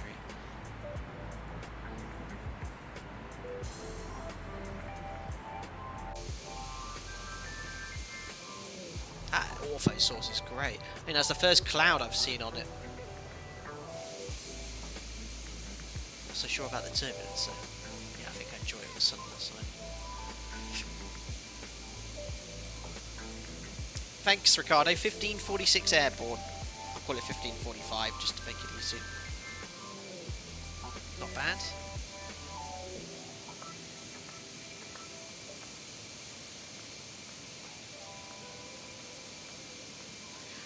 Hi Frank, hope you're doing well, buddy. Had a great week, got hired to work on the LEAP 1AB engine overhaul. Very cool. Oh yes, so the engine fit to the Max and the Neo. Some of the Neos. Oh, we've got different airborne type. Airborne at 57 now. Well, that's a big difference. Yeah, 57 makes more sense, I think, to Cakeman, for the fact someone 2 tons of those airborne for 29 minutes. I'll go 57 then. Maybe Ricardo meant off blocks. Oh, it is turbulent here, look at this. Thanks, John. 1557. And we'll do a time of fuel check at Bidik, which we're approaching very shortly.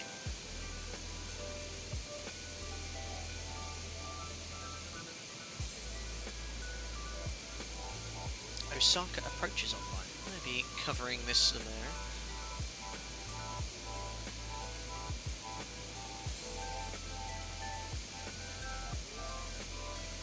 Oh yeah, see, I can see they're actually online. Pretty much the only area online this entire airspace. You can see Ho Chi Minh City's online as well.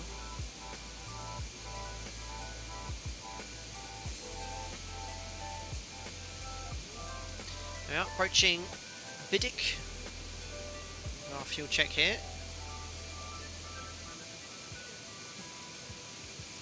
No problem, Ricardo, that's fine. I think you might have meant off-block. Which is a useful time to record, though. Don't worry about it.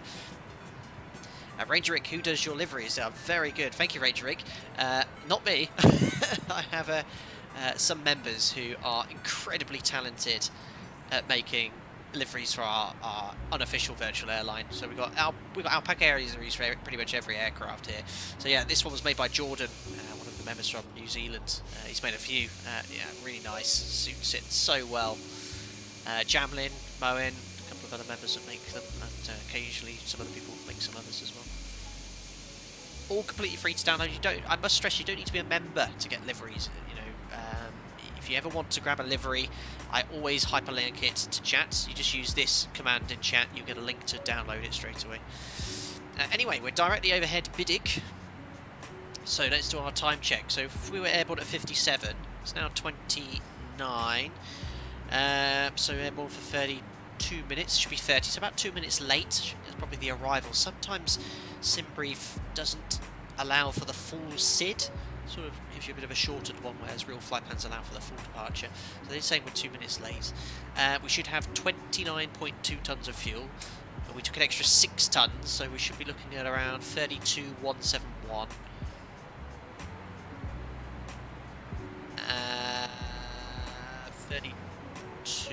Sorry, extra 6 tons is going to be 35,171, 37, so we've got an extra 2 tons on top, which is good, and we should have burned 10 tons. 20, 25, 26, 5, 10, so about, we burned a little bit extra, 11 tons, also 11.5 tons. 37.4, how much extra fuel did I take? It was 6 tons, wasn't it? So I should expect about 35 tons. We've got 37.4, but the fuel burn would suggest we burnt a little bit extra. Definitely bidding, wasn't it? Unusual. Fuel burns a little bit extra, fuel saved a little bit extra as well. It doesn't make sense, but at least we've got more than this, that's important. And then we'll keep an eye on the burn. Excellent. Tim, how much duct pressure do you need for the cross-bleed start 738? I recently tried to do it on the Zebo, failed duct pressure not getting above 20, so assume it has to be not been modelled yet. You need to add thrust, Tim, on the operative engine if you're restarting an engine in flight. So if you've got the other engine idle thrust, you won't have sufficient duct pressure. 30 or 40 off the top of my head. Let me just look it up for you. You need at least 30 or 40 psi. Let me just find it. I've got my QRH on my desk. Let's have a look here.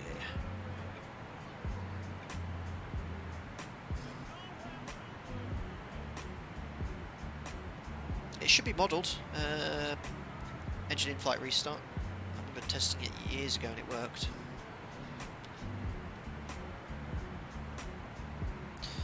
Right, engine restart, engine in-flight restart. You need a minimum of 30 psi duct pressure, Tim. So if you single engine and you want to restart an engine in flight, you can do. You've got to ensure you have at least 30 psi. Obviously it's not here, but that's where the duct pressure is. 30 psi, and then you should have sufficient thrust to get the engine spinning. That's for a cross-bleed start. You can of course do a windmill start, where you have to fly, you know, above 300 knots. Essentially, you know, get the engine spinning and then insert fuel. All engine in-flight starts usually are in the cross-bleed in-flight start envelope, unless you're doing more than 300 knots. Reagan, do OPTs actually give you EFOB down to the kilos like here? Yes, they do, Reagan. The SimBrief Lido flight plan is pretty much identical to the Lido flight plans we get to the nearest kilo. And they're incredibly accurate. Incredibly accurate.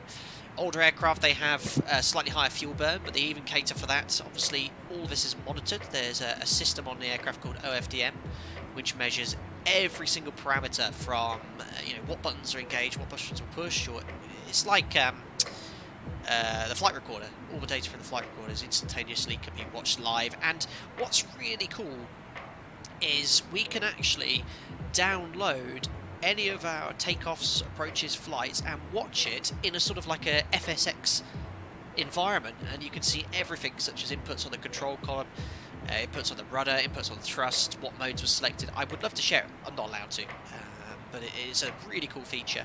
And the idea is, you know, if we had an approach where perhaps we went around because we're unstabilised, or you want to review something, we have the ability to do that ourselves. You know, we can actually go, oh, I wasn't too happy with that approach, what actually happened. I can play that flight back at any time, any of the flights I've ever done, and rewatch it. It's really cool.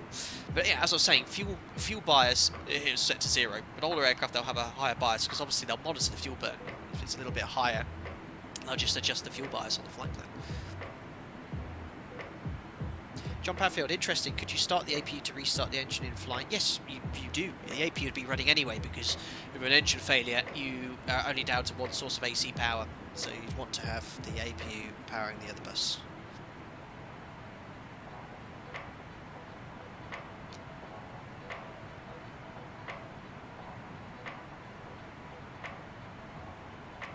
Excellent.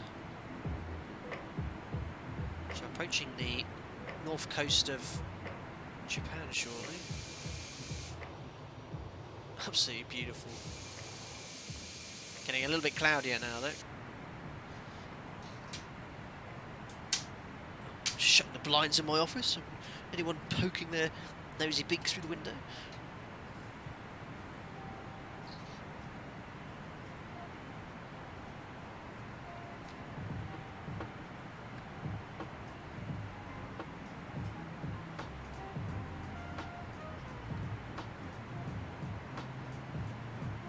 Try out to Romeo Kilo Papa Kilo Gimhae. 1-8 circling approach sometimes one of the most challenging landing careers can offer. In Korea that can be offered. Very cool. Not heard of that airport. Rashid could also speak highly of that as well. What about doing an A320 type rating at 100,000 subs? Negative. Hi Marius, I'm eager to try out classic airline and like the 742 on Pat Sim in Norway, where I usually fly there. No VR, no RNAV based approach departures. Take Oslo Gardermoen as an example. Any tips? Yeah, Marius, it's quite hard. You're quite right. Nowadays, it's difficult to cater for an aircraft using INS and conventional navigation because as each year goes by, fewer and fewer VRs are in service. More and more RNAV en route procedures and SIDs and STARS are in service. Even I started flying 737 in 2011, 10 years ago, and many of the airports I used to fly into, you fly into now, they have replaced even ILSs for RNAV approaches, especially in a lot of the airports in France, the smaller ones.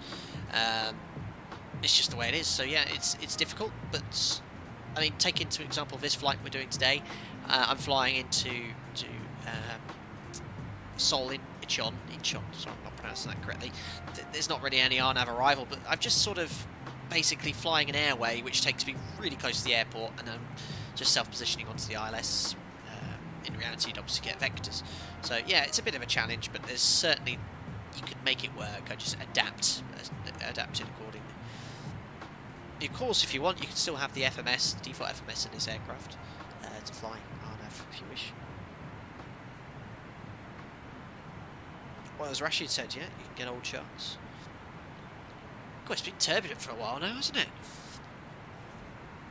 Saying quite nicely at Mach 0.85 anyway. We're burning 12 tonnes an hour, just under 12 tonnes an hour. It is a thirsty aircraft. Anytime, Tim, Cookerman.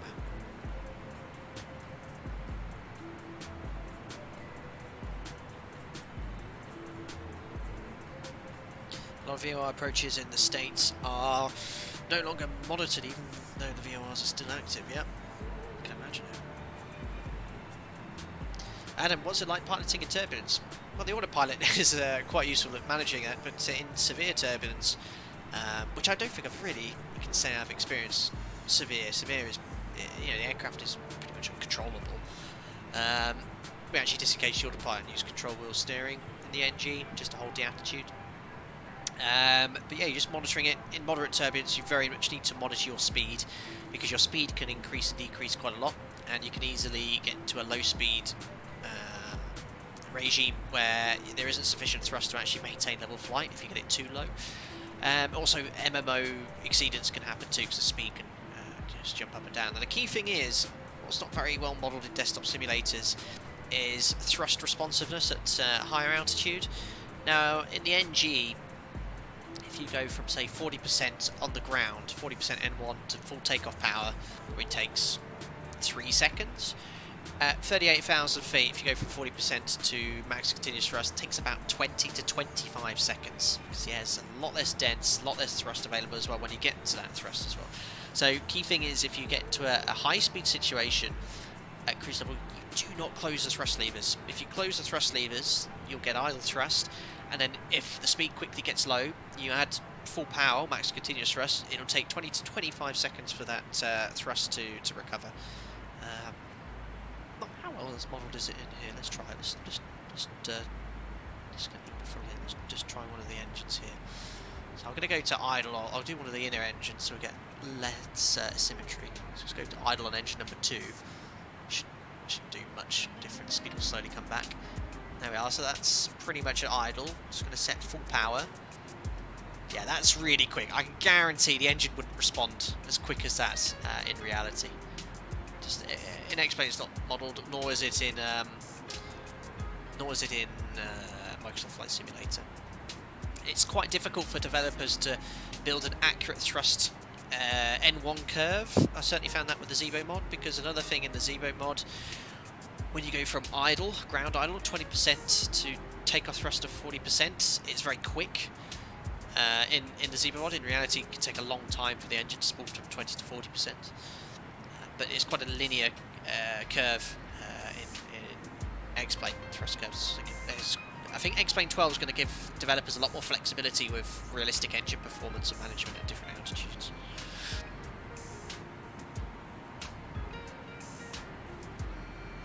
Yeah, Matthew Presley's exactly right, but sims don't do a good job simulating how slowly an aircraft accelerates in the higher flight levels. Yeah, there's just limitations in the sim development. Marius, okay, thank you very much for the detailed answer. So if AT is online, they would see my navigation equipment code and give vectors for both departure and arrival. Yes, correct, Marius. Now, I don't think, I didn't put the equipment code, I think, on this one. I think it's L. For L is BRNAV and non-RNAV approaches, but put in the notes at the bottom, you know, BRNAV only, or, you know, just basic RNAV, which is INS. / conventional nav only, so any controllers will see that, and then you know, they'll cater for your requirements. But what I wouldn't recommend is perhaps taking an aircraft like this on a busy VATSIM event, which has only got RNAV arrivals, because it's just going to increase the workload massively. Lauren, thanks. Z is simple, so yeah, I don't know what the equipment code is for this. I just stuck something in. I didn't think there'd be much ATC around today anyway.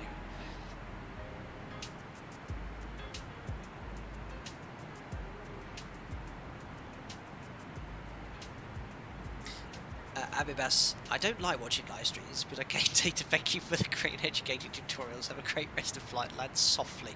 Thank you, Abibas. Just feedback. Is it you don't like watching my live streams or live streams generally? Because I'm always open to feedback. If there's anything I could change to perhaps make you watch a live stream. That makes me very sad. Captain, do you believe Boeing will keep dominating the sky like it used to, or do you think Airbus will tail the throne? Yeah, so I think Airbus, certainly in current aircraft orders, is dominating the market. Like, I think there's a lot of aircraft orders, like Jet 2 have got 50 Airbus on order to replace the aging 737 fleet, which is pretty cool. Obviously EasyJet, Ryanair will stay with Boeing, so they're the main airlines, low-cost airlines in Europe. What was I read recently? I think an airline has the 78 or the something called order, and they're thinking of changing it to an Airbus, a large airline with a significant Boeing order. I can't remember which one it was. Lauren, L for GME, RVSM, GPS. No, that's not us. So Z is the same, but INS Loran. Oh, not Loran C. Ugh. Another RNAV, not GPS. Okay, I'll try to remember that next time. These are all the VATSIM controllers. It's been turbulent for a while, hasn't it? Might try a higher level. Now, if it's turbulent for a while, we'd get ride reports from A to C, so it'll be, oh yeah, Alpaca 74 Charlie November. Continuous light chop here at 340. Do you have ride reports at 36, 32, and then that's traffic? We're very reliant, when it comes to turbulence, very reliant on PIREPs, pilot reports. Because A to C don't know where it is unless someone tells them. So yeah, this is like continuous line shot. It's either that or Jim's handling. Jim's hanging on that control column. Yeah, there's quite aggressive inputs it's making to keep it stable. That's certainly not be quite as responsive as that. Trying to think, Tate. It's Thursday today. I'm flying Friday, guys. I'm in the sim on Saturday. I'm flying on Sunday. Sunday night, we're streaming on the Flight Deck Sim Gaming channel. We're having a race with some of the other members on the channel, so if you want to check that out, that'll be at 7 o'clock on Sunday. I'm on standby on Monday. I will do one more stream before Christmas on Thursday, I think. So I'm going to go do the rest of my Christmas shopping. So Thursday, 50, 40, Christmas Day. 30, 20. Thank you 10. very much, Natch Flops, for the tenner. Very kind of you, whoever you are. Jingle bells, jingle all the way. We want to see the captain land on the M6 motorway. Merry Christmas, alpacas. Thank you very much, Natch Flops, for the £10 for that festive song, which led to me wanting you to land. Led to you wanting me to land on the M6. Outrageous. Thank you, Natch Flops, whoever you are. Merry Christmas as well. Amazing. Whilst we've got Vat Sim aficionados here, and Sim Brief, can you actually select the option in the flight planner to say you're flying a BR-nav aircraft, so you don't have the ability to fly RNAV approaches? Or do you have to just change the equipment code manually? What's the ILS frequency for the M6? Brilliant. Thanks, Natcher Floss. Abis, no, not only yours, just live streams. I don't know, I just prefer videos, but live streams I have. One huge achievement, it's possible to text with another content creator. Absolutely, Abbas. I mean, live streams is the majority of my content. I had a period where it was only live stream, but I do some occasional content. So obviously we've got the Boeing yoke. So, you know, that's new for me. I've never done a product review, and I think the feedback on that's been really positive. Not just from a sort of, you know, sponsorship of the you know, previewing a product, but it was actually, I think a lot of people enjoyed having the yoke cam and seeing my inputs for a while. So I am planning content with regards to the yoke. Also did another tutorial recently on how to set up for a flight realistically, which I think was well received. So yeah, some more stuff will be planned in the future.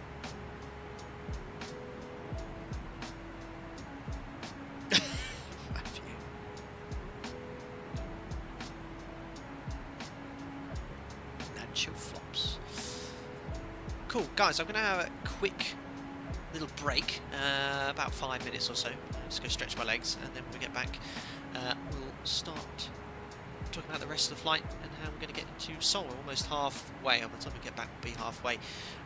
Just north of the Japanese coastline. There we are. Let's go to world map so I can show you. There we go. So, what was this sea again? Was it the Japanese sea? Can't remember, someone said, but no. I'll leave you a nice little window or external view so you can enjoy the... Oh no, I think external view was voted last time. I discussed this. I'll put you that lovely wing view so you can enjoy the turbulence on the left coast of Japan. I'll be back in about 5 minutes or so. Thanks, guys.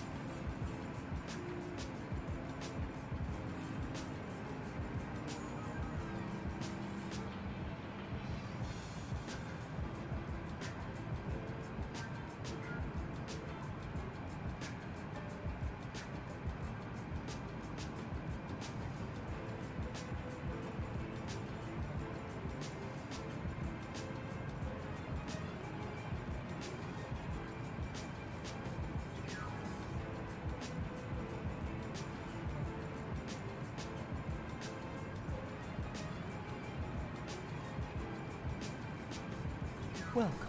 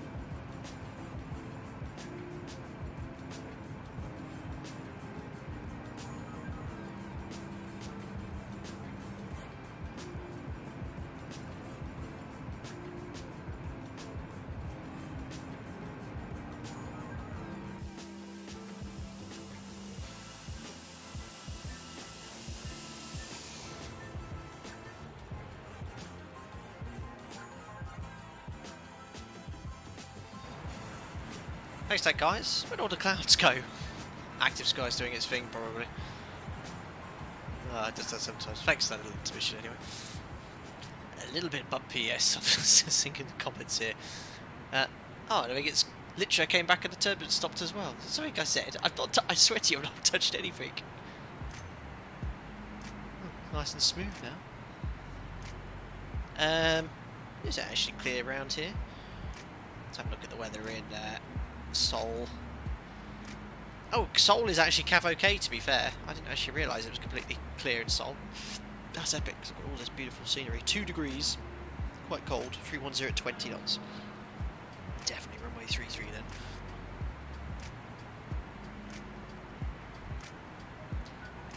Lauren, there's a way to change the equipment code when you save an airframe. They just use the European format. What's wrong with that?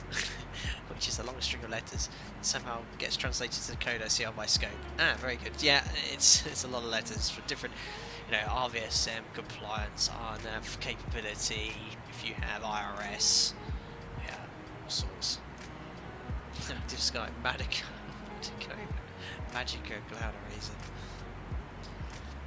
Imalu, how much does this fuel burn per hour in the cruise? 12 tons an hour. Let's have a look at the current fuel burn. Yeah, so 2,910 kilos per engine by the look of it. So yeah, let's call it 12 tons for cash. 12 tons for cash, and we have 32 tons on board, so we can comfortably fly for another, 2 hours would be a little bit, about an hour and 15 minutes before we'd sort of have to think about where we're going to be landing, then destination or diverting.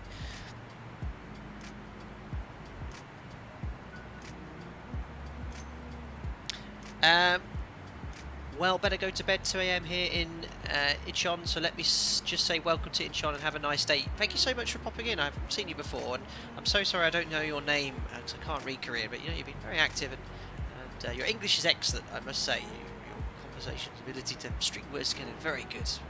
So have a lovely morning to you. It must be very early in the morning. So, yeah, 1:54 in the morning or something like that. Or was what it was in Japan, I think. But yeah, have a lovely evening. Thank you.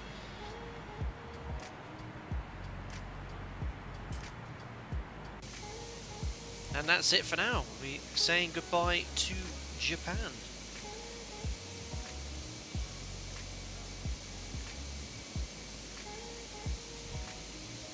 There's a little bit of aircraft, a little bit of traffic on Vatsim. It's just nice to go somewhere else in the world, isn't it?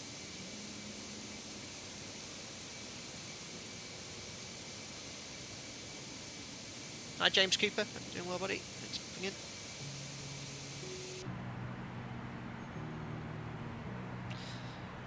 So, where do I calculate?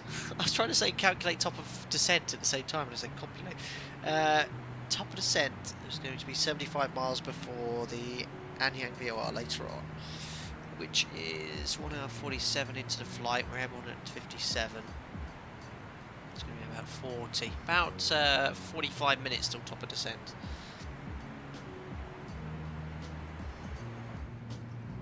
And I'm just planning 3-3 left, just because I saw a lot of aircraft landing on it earlier. I have no idea.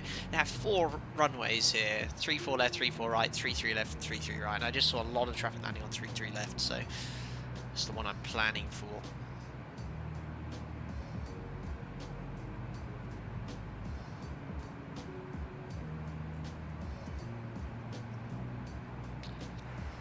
Damn, that's not much. I would have expected more for an old school airliner. The 808i is something like 11 to 10 tons now. But bear in mind, that's quite a lot less. I mean, that's 2 tons now less, but I think the capacity is a lot greater as well than the 200. We're still burning a lot. It's not as much as Concorde, but this will probably be the second fiercest aircraft we fly. Ooh, where's RKSI? Wind shear? Oh, that's where I'm going. Where's RKSI? That is Incheon. 30019 knots, Cavalcade 1 degree, QNH 1020, wind shear reported on all runways. Oh, how does active sky translate WS? Does that actually give me proper wind shear? Oh, I hope not.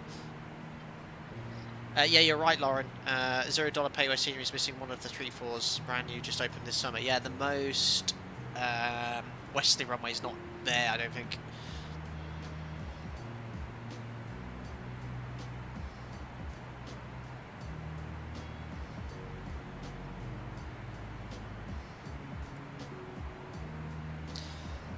So I'm looking to get a VOR tuned up, I think, because we currently only have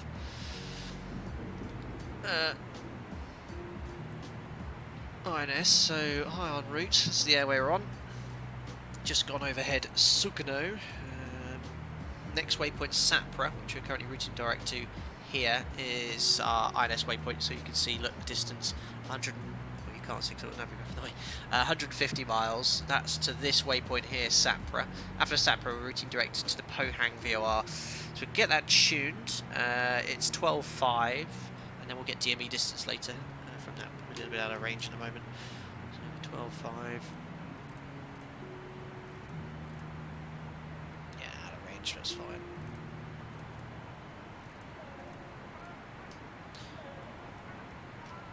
So this is the latest version of the Felis mod as well, 1.0.4. I think the last one I flew was 1.0. I think it was the release version.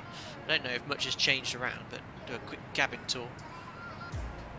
Here's first class. Welcome to first class. The Felis Special Edition one by Gitaris has some extra little paintings and things inside, but it's quite a basic cabin for a Payo aircraft. There are some better ones out there, but I mean, at the end of the day, I'd actually rather have a cabin like this with the performance, or better performance. What I really like is the sounds have been really nicely modelled, so if I just turn the music down slightly.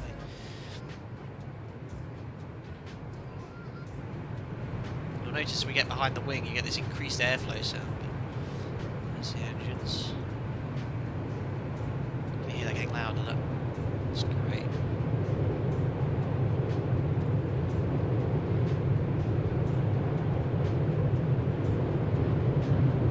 Right over the wing here. See no winglets on the Classic. There's the flapper on making little inputs, look, to keep the wings level. See it moving ever so slowly. Just as it would be in real life, look. Very cool. I think the reason they have flapper on, if they had the aileron, it just puts too much stress on them, so obviously the aileron would have to make, you know, I think finer inputs, but the flapper on's far. It just relieves stress on the ailerons, I believe.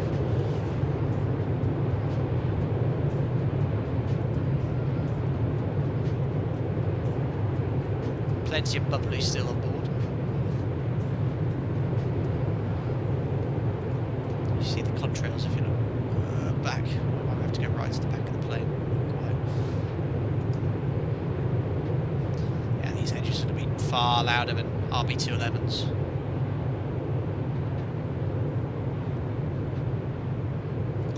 I remember travelling on a 747 a couple of years ago. It was actually to Seattle for the Microsoft Flight Sim Expo, and you could actually see the contrails, and you're looking out the window sort of here, and you could see the contrails onto the Horizontal stabilizer, which is pretty cool. Just can't really head that far back. That's wicked. Look at that view. Well, can't see much scenery, but the actual view is pretty cool. Matthew, thank you very much. Reduces the twisting motion of the wing in flight. In high-speed flight, thank you. You don't get it on, obviously, your Gen or the NG Airbuses. On the 380 and aircraft like this. I guess the 777 as well. Yeah, 777 has a big platform, doesn't it?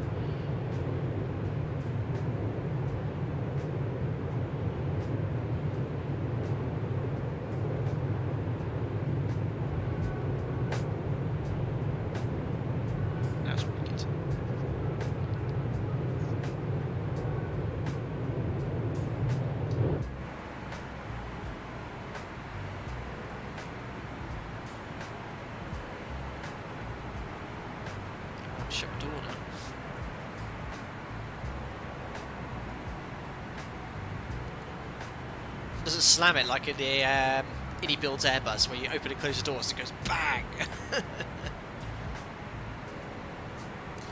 Rashid, that's the airline I was trying to remember. I think KLM had a huge Boeing order, but they've now announced that Airbus have won the Air France KLM tenders to replace all the 737s at KLM and Transavia with Airbus, I guess. Damn.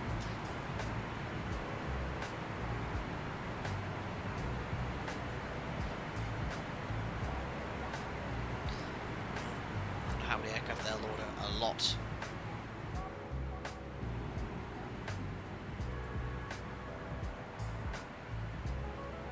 Hello, Stefan Herms. I hope you're well.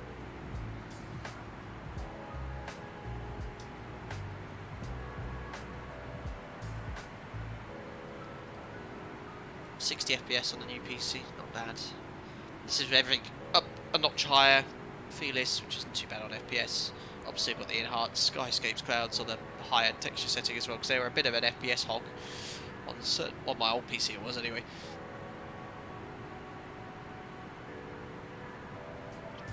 Matthew, Indy Builds Airbus is just simulating the angry flight attendant. Okay, number 1. Yep. About to release A300 version 2, which basically incorporates all the features for the A310, so CPDLC, SimBrief integration. I think it already has that, doesn't it? Some other cool things. So yeah, I think we'll probably jump into the A300 again. Maybe next different aircraft. Maybe the Tupolev. Chuckley, hello, later stream. Could we see a quick overview of the engineer's panel and systems? Of course you can. Look, I'm just going to open my office door because, as many people point out, the PC does generate quite a lot of heat, but it doesn't overheat as a lot of people were suspecting. GPU temperature at the moment is 54 degrees. So, you think about the engineer panel on this.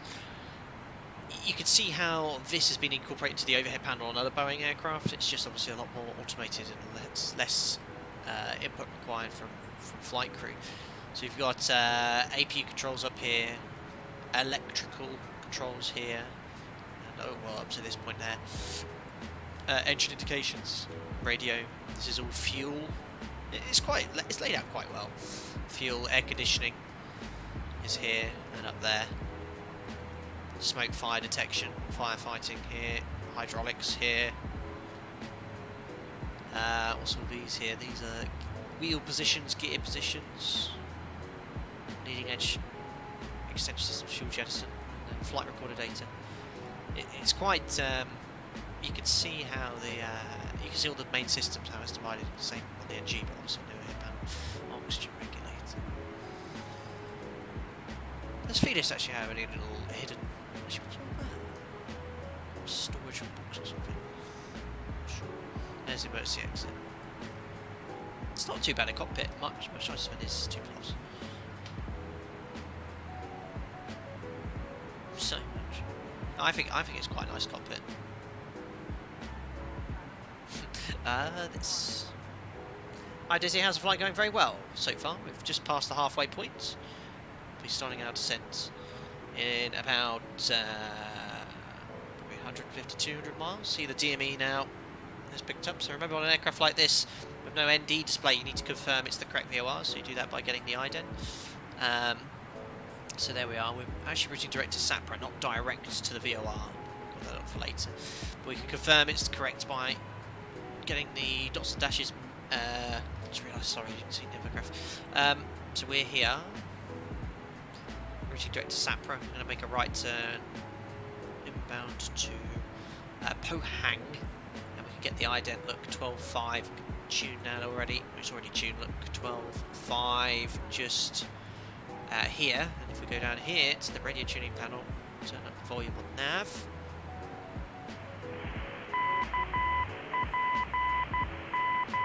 There you go, there's Kilo Papa Oscar. So I don't know Morse code, but it's on all the charts. Just listen again.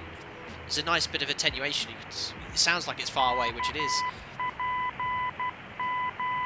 Yeah, use lib radio for Felis, which gives you more accurate propagation. Radio waves, really cool. So we're happy that is Pohang. Now you can turn that down. Very good.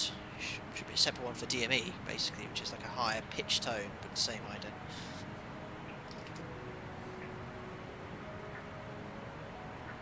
Hi, Planes Pilot. Has Felis indicated this plane will be compatible with X-Plane 12? I don't think directly, but I think most aircraft will be compatible. I don't think there'll be a significant amount of changes that need to be made to aircraft that are in X-Plane 11 into X-Plane 12, but I don't know. I guess that's the case. Hi, Crew 002, hello Captain, hope all is well. How is that space shuttle of yours holding? Yeah, the PC's doing very well, thank you. We have 60 plus FPS here. Absolutely fine. And don't forget running Streamlabs through here, all the stream equipment. Someone suggested having the old PC as a streaming PC, but I'm actually giving that to a friend, but it doesn't need it. It's just ticking along really nicely. Minimums, minimums, minimums. Approaching minimums. Thank you very much to Addicted to Flight Simulation. She just became a member, which I think everyone here is. Thank you very much for becoming a member, buddy. Glad you're enjoying the content. You get invited to our members only Discord. I hope you enjoy using the custom emojis in chat as well. And I hope you enjoy your time here. Thank you very much. I think the alpaca repaint Easter eggs are the best. Has no llamas been fitted to the 742. Not this one. This is actually Jordan's livery, which is just the exterior. But sometimes there's little Easter eggs to be found in the Alpaca Airways liveried aircraft. Juggler, if you're going to choose between buying the 747-200, the Innie-Bills A300, or the Flight Factor 767 Extended, which would you get? Ooh, tough question. Tough. If I had to choose between all three, I'd probably say the Innie-Builds, because that it's tough. The Flight Factor I like, but the 757 I've got, the FMS is nowhere near as good as it could be, I don't think. But I'm not belittling it, because it is a good aircraft. It's got a lot of systems modeled quite accurately. But when you look at the Innie-Builds, it's a very complete product. You've got so much with it. That tablet, you've got CPDLC integration. So Felis is amazing as well. Obviously, you've got three. Yeah. If I was to choose, and I'm a Boeing guy, I'd probably say the Innie-Builds. If I had to, if you said you must fly one more aircraft before you, obviously it'd be the Zemo one first, or any 73, but I'd probably go Innie-Builds, then Felis, then the Flight Factor. But not taking anything away from this, I love this aircraft. It's $70. It's quite expensive, but you're paying, you're getting what you pay for. It's a really in-depth aircraft, and you saw my setup earlier. I'm not going into anywhere near enough detail regarding that. I'm just getting it up and running to fly this aircraft. Not rated, I just know I can take what I know from the 737 and incorporate into this. Not too much difficulty. Hello, Fazio. Which runway for arrival this evening? I'm planning on runway 33 left. 33 left. Which is, if you look from left to right, it's the third from the left. Hello, Born Diagram. Hope you're doing well.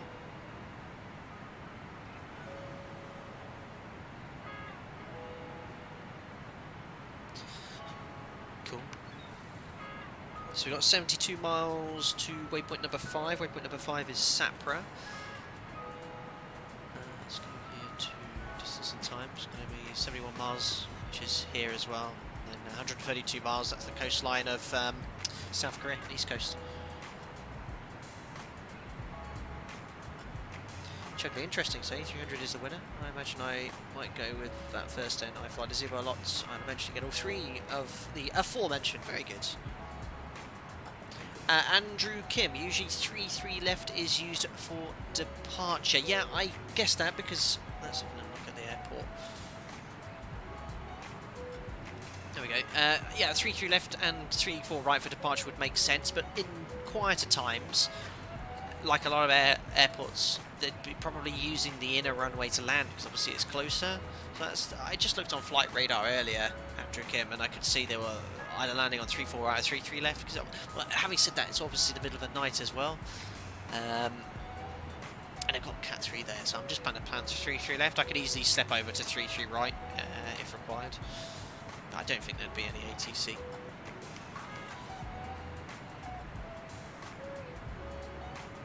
Sure to have them all. Felis excellent, but a handful. Yeah, it keeps you busy. 747-200 is a diva that requires a lot of attention. A300 is a good product, but a lot less hands-on. Yeah, it's a bit more of a modern aircraft. I mean, it's not modern at all, the Airbus A300, but it's an Airbus. A lot more automation involved, but it's as a product, it's very, very polished. It's very high quality, and they came from nowhere. Everyone was like, "Who was Builds?" They released the A300. I was like, "Oh my goodness me." Addicted system, how realistic is the system on this aircraft? Again, don't fly, but I'd say it's pretty well modelled.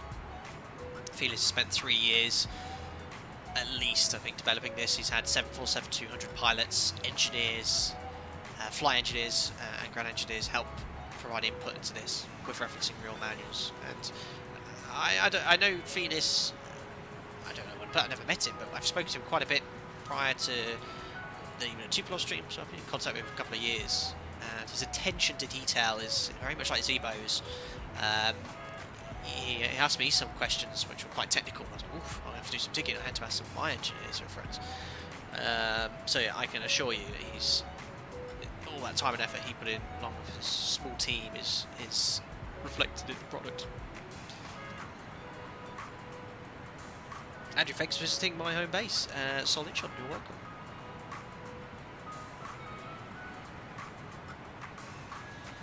Time in Seoul right now. Okay, guys, I'm getting late. Seoul right now, it's 13 minutes past 2 in the morning. Yeah, so I was wondering, Huawei 345, is there anything in the 742 like Pong on the Tupolev? I don't know. Don't know.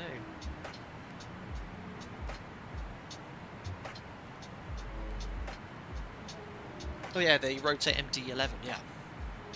I've got the MD-80. That's quite a hard aircraft to fly. I find this far easier than flying the MD-80. That it's just my Boeing eye, so that would be the case.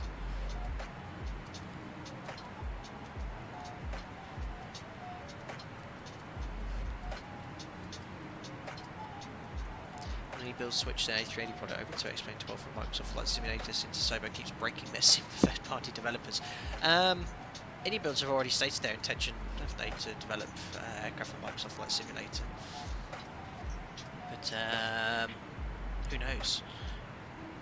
I think I don't know. Microsoft Flight Simulator, I really enjoy that sim. It's a masterpiece of how it looks and stuff. I personally think it was released too early. I mean, it was released what now? August 15, 16 months ago, and in certain areas the sim's probably not better than others, but obviously I'm talking with regards to the majority of you watching this channel. We are a niche section of the flight sim community that want to take things very realistic, do things as realistically as possible, fly aircraft that are complex, based on real world procedures.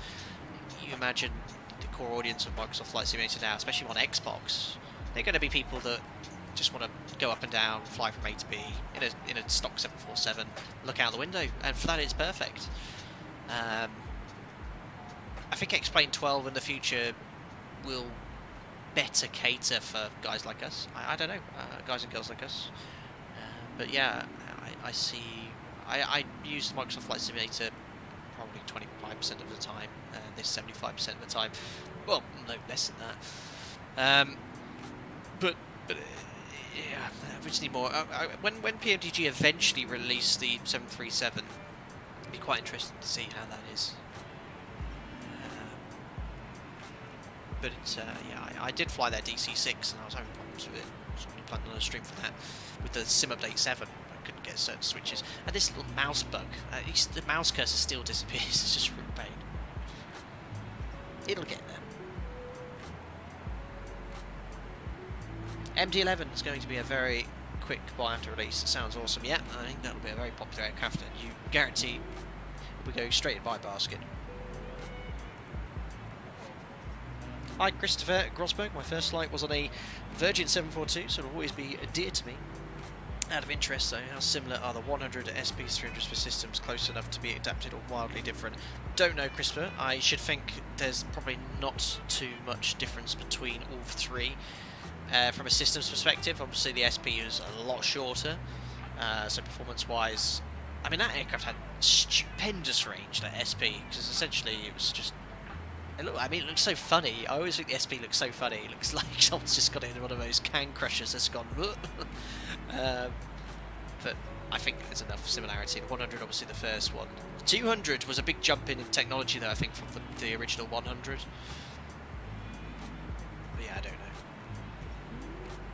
Hi Barrett, what's the purpose behind the pitot heats? Well, the pitot heat, well, the pitot system provides heat to several probes and external, let's say, things sticking out the aeroplane. Can we see them here? So you have captain's pitot tubes, first officers in the alternate pitot tubes, you have an angular attack sensor, tap probes, and they all need to be heated. If they're not heated, you go through any visible moisture, ice will form and melt, and then all of a sudden these instruments, which are measuring all sorts of important data for the aircraft, will provide erroneous information. It's not nice to have, so they're heated using a probe heat system, which is electrically heated.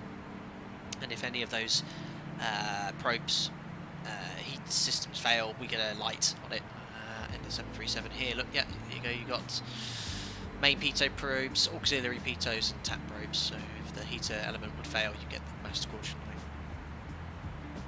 light. LEH, are you over water? Yes.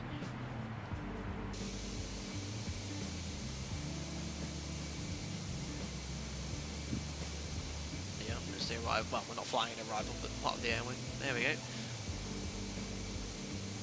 There's Japan, there's Korea. Can't see my aeroplane, can you? Well, there you go. I'll get rid of it in a second.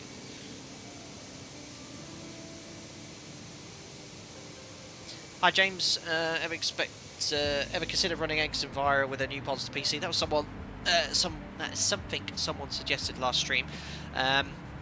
I know it's a bit of a impact on PC performance. I'm sure my PC could take it, but as I was mentioning last stream, I'm very much of the opinion that, if possible, I like to minimise the amount of add-ons and plugins just from a PC stability point of view.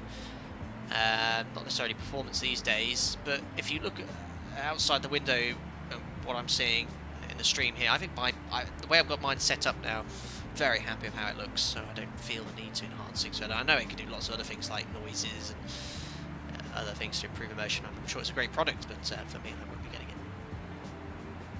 Ellie, where's the fuel panel? Fuel panel is here on the engineer's panel.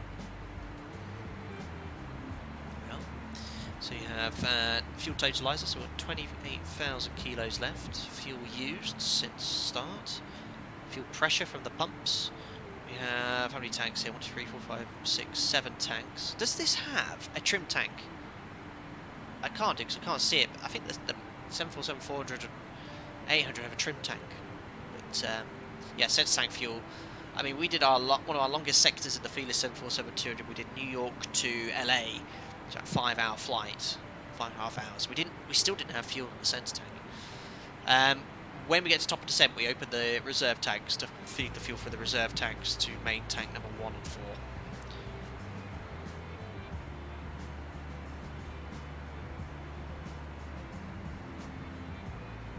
Right, having issues in Microsoft Flight Simulator regarding weather and the clouds will pixelate heavily.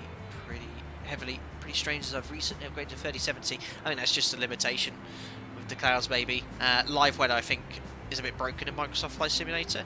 I was planning a stream in the CRJ a couple of weeks ago, or when I got the new PC, and I went to an airport, and live weather, it was saying sort of, you know, visibility 10,000 meters, scattered cloud at 800. I was in thick IMC. Like, it was like Cat 1 conditions. I was like, and that's live weather. I was like, oh dear. Yeah, the 400 has an optional stabilizer tank. Very cool. LEH, are you ready for Explain 12? Yes.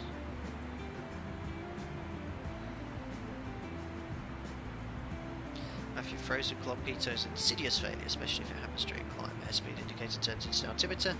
As altitude increases, speed increases, leading to a higher climb rate. Yeah, airspeed unreliable. I don't know if I with the CRJ, but in the 737, it's very nasty, and you've got to make sure you recognise it very quickly. Yeah, blocked pitot tube will make your airspeed indicator exactly as said, will read like an altimeter, and as you descend, your airspeed will decrease, and you can then. I've not had, touch wood, airspeed unreliable, but you've got to recognise it. There's memory items associated with it. Turn off everything. Turn off flying directives. You initially set a target actually 4 degrees 75% with the flaps up. Tell ATC, look, we need to block altitude, and then you plan your approach. Hopefully, you know, the other airspeed indicator is reliable, and the standby indicator is reliable. 30, if you have no reliable airspeed, you have to rely on pitch and power settings for the rest of the flight. Really nasty. Thank you very much, LEH, for your £1 donation. Very kind. Thank you very much. Keep the questions coming in.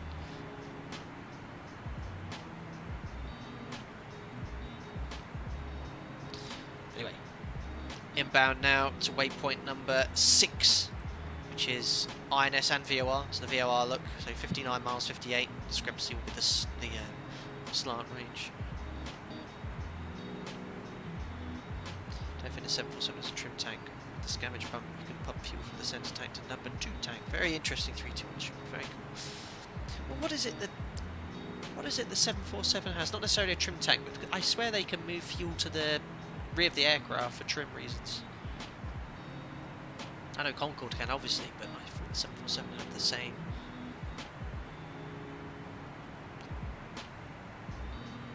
I cannot remember. Anyway. I need to get more VOR tuned. Let me bring up this here. High altitude. So we currently have both VOR 1 and 2 to Pohang. I want my second VOR now set for Anyang, which is 15.5.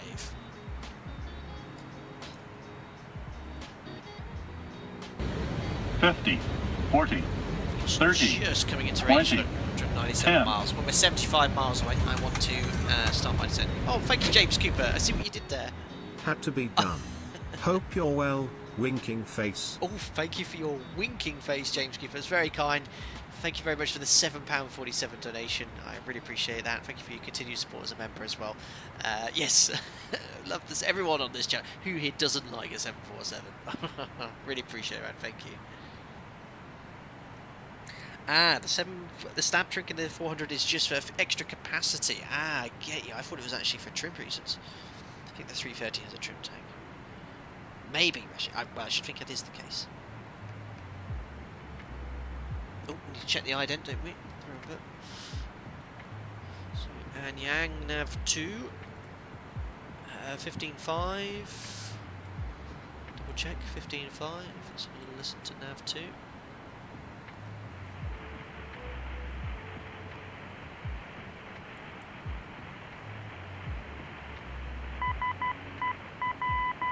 There we are.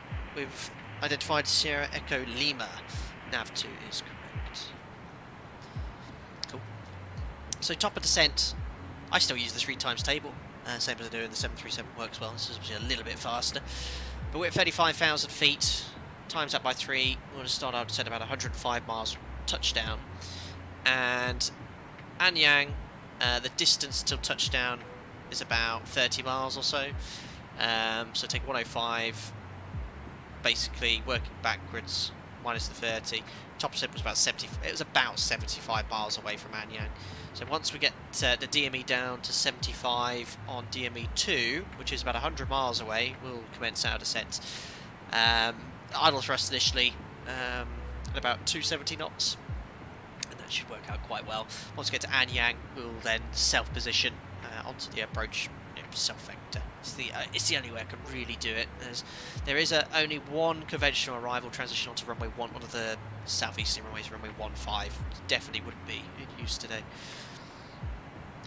8030 and JV40 has the trim tag. I remember it from the TONIS.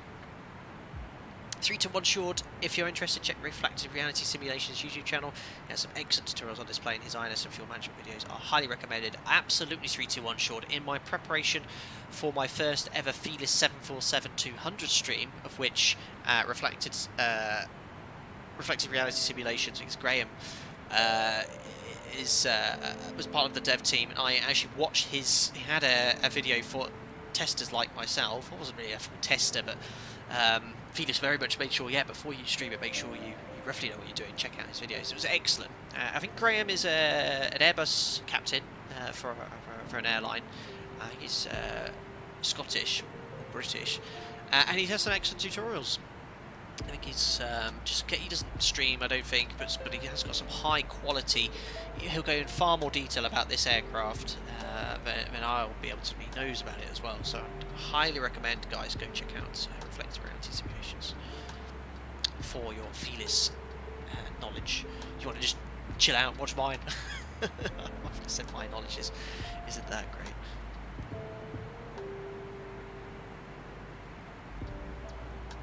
Excellent. Right, anyway, for the first ever time on a live stream, there is Korea, ladies and gentlemen. South Korea in the windscreen.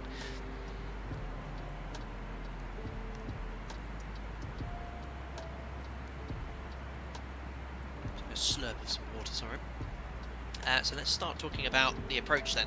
So we discussed it briefly after climb, because lots of people were talking about how all the arrivals into Incheon are RNAV based now. So yeah, we looked at all the stars. There was nothing really we could do about it. So I'm basically staying on this airway all the way until Anyang. All the arrivals. Actually, you can do an overlay of the arrivals, can't you? Here. Do that, and then I can press this. Start. There we are. Show overview. So here you go. Here's all the RNAV arrivals that I could have flown all over the place here, but I can't fly any of them because we are non-RNAV or BRNAV only. So unfortunately we couldn't show it. So what I've sort of done is this airway, Yankee 685, we're going to be on this airway, and it's also an arrival, but it's an arrival only for 15 left, which takes you to the west of the airport, all the way to Posep, and then onto runway 15 left. I've modified our routing. I'll turn off the show overview. How do you turn it off? I don't know actually. I'll try and get rid of it later. So we're actually sort of flying on one of these arrivals, sort of, just on this airway from Gukko all the way to Anyang. From Anyang, I can't fly any of the next points, they're all RNAV based. I'm just going to self-position to this point here on the flight plan. That waypoint there is called Posok, and Posok, if I get rid of the arrivals here, is overlay. The INS will take me towards Posok, which is on about an 18-mile final, waypoint number 8. So I can self-position. Once the INS has taken me towards Posok, I'll just go onto a heading and then self-position. So we're sort of doing it the way ATC would, I think, in reality, if it was quiet. So ILS frequency-wise, we can't really set any frequencies courses yet because we'll need conventional navigation initially, just in case we have problems with INS to route towards Anyang. But we're setting a course of 333. The ILS will be 1093. BATAM's the final approach fix at 2600. Just make this a little bit bigger for you guys. Done there. Okay. MSA, no real issues, 4,000 feet to northeast. Minimums, we're flying a Cat 1 ILS today, so here we are. Cat 1 ILS. What's this one? Missed approach climb grading 2.5. We could do it 4% easily at this grade way. 223, so 200 feet AGL. Now to get the minimum score, you have to set a radio altitude height. which is pretty cool, and it does that really cool sound. So I'll set 200. You'd only usually set that for an auto land or Cap 2 and Cap 3. A 200 set. And Frix's course is minimums. Frix's course is an hard tune. If I have to go around flap. What's stuff go around? Is it flap 20 for this for the 742? I really don't know. Go around flap 20, set ground thrust, positive climb gear at 400 feet. Go on a runway heading 500 feet, and then we're going to go on a heading of 348 till 6 DME from Incheon, and then we're going to go to this waypoint here to hold. I'll just do a left downwind for another approach. That's it. Got Pappies. Nice initial missed approach. And these are the required rates of descent to stay on the approach. So happy with that. We're now going to be going inbound to Anyang, so 15.5. I'll put those on both box 1, 2 now. 15.5, and that course from we're directly overhead Pohang now. The course is 314, so I'm going to set 314 for the courses. Even though we're still on INS, but any problems we can go. Remember, we're starting our descent 75 miles away.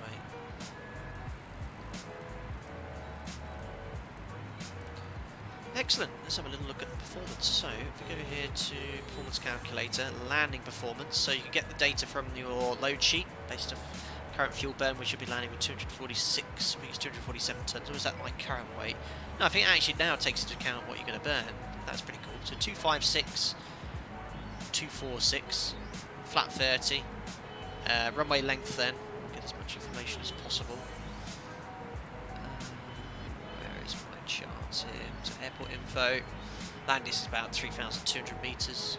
3,200 elevation is. What's the elevation here? 23 feet. Let's call that. We're heading 330. Oh, 333, but 330 is the nearest. Surface wind in Seoul right now, with wind shear reported. 300 at 17. Where are you? Yeah, that's current wind. 300 at 17. QNH in Seoul is 1020. Temperature is 0. They are, so landing distance order brakes, you can use any of them at minimum, medium, maximum. Just 1,300 metres, that's incredible. 2,200 metres, that's more than sufficient. It's going to take us about, get the navigaph chart shortly. That's going to easily take us to Bravo 4, if we wanted. We'll go Bravo 5 and just go minimum. I'll kick out the order brake and vacate there, and taxi on stands. Most convenient one, unless there's ATC, and you can watch me get lost. So set bugs. Just check they're in there. Cleans 238. Flap 1 is 218. Yeah, looks like they're all set. And I'm gonna brake to minimum. We're quite heavy. We've got a full load of passengers and weight today. What is the max landing weight of the 742? So it's 285 tons, we should be landing around 240 plus the extra fuel, so about 250 tons is our landing weight, so we're still 30 tons below it, even though we're full. Could have taken a bit more cargo. There we are. I think pretty much covered everything. Get some charts open on here as well.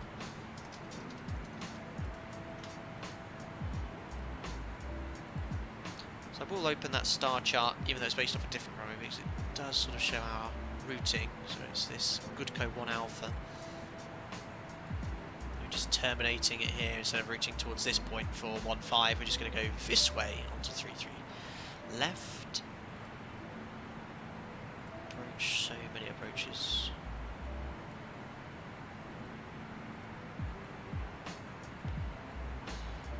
Of course, Jefferson have separate charts for Cat 2 and Cat 3.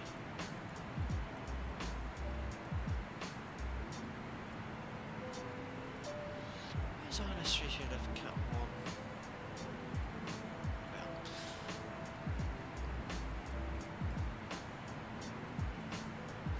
Many charts.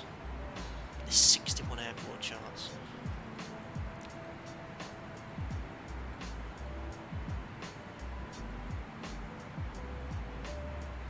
Ah, that's a good chart.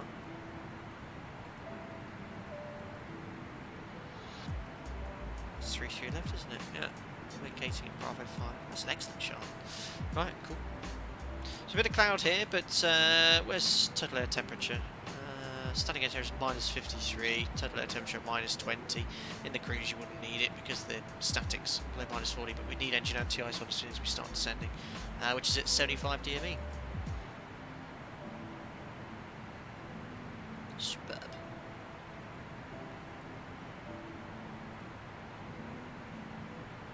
Andrew, so is the seating configuration figured in the program you're using? BA used to have Club World and a 747 upper deck, and where I flew it, was travelling in a private jet. Great, very cool, Andrew, very lucky. I have no idea what the layout is. I've got it in here.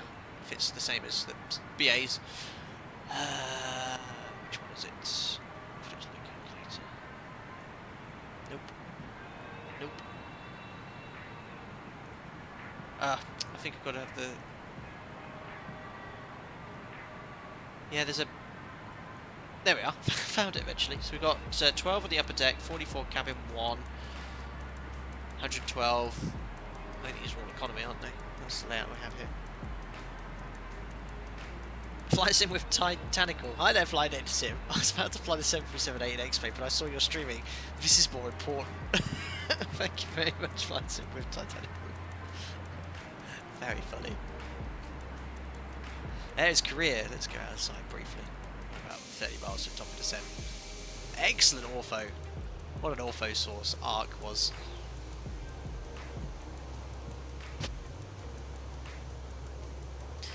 Hi Norsky, I'm at work, Captain. Can I have your permission to knock off early? As long as I have no repercussions. Off you go home, Norsky.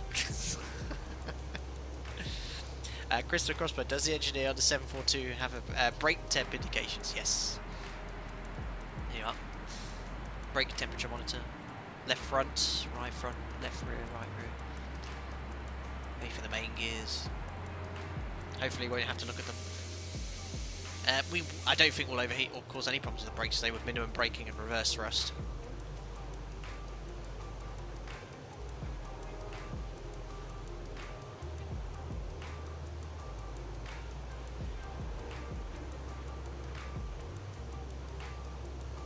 Hang on, make sure you don't end up in North Korea. I'll try not to.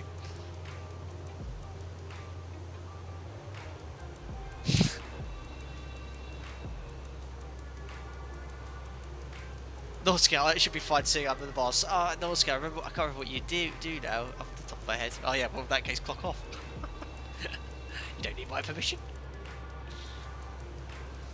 I can't tell you where we are in South Korea, guys, I'm afraid.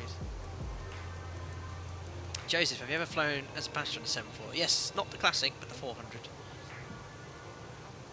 Pilot, was it easier for you to learn the 742 since you knew the 737 already? Yes, certainly helped.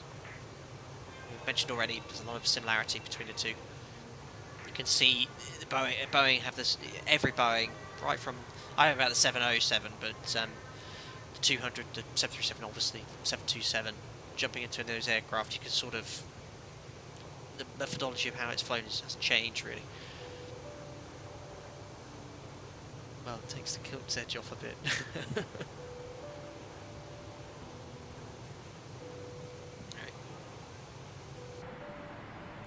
25 miles till top of descent. Really enjoyed this so far, it's been lovely.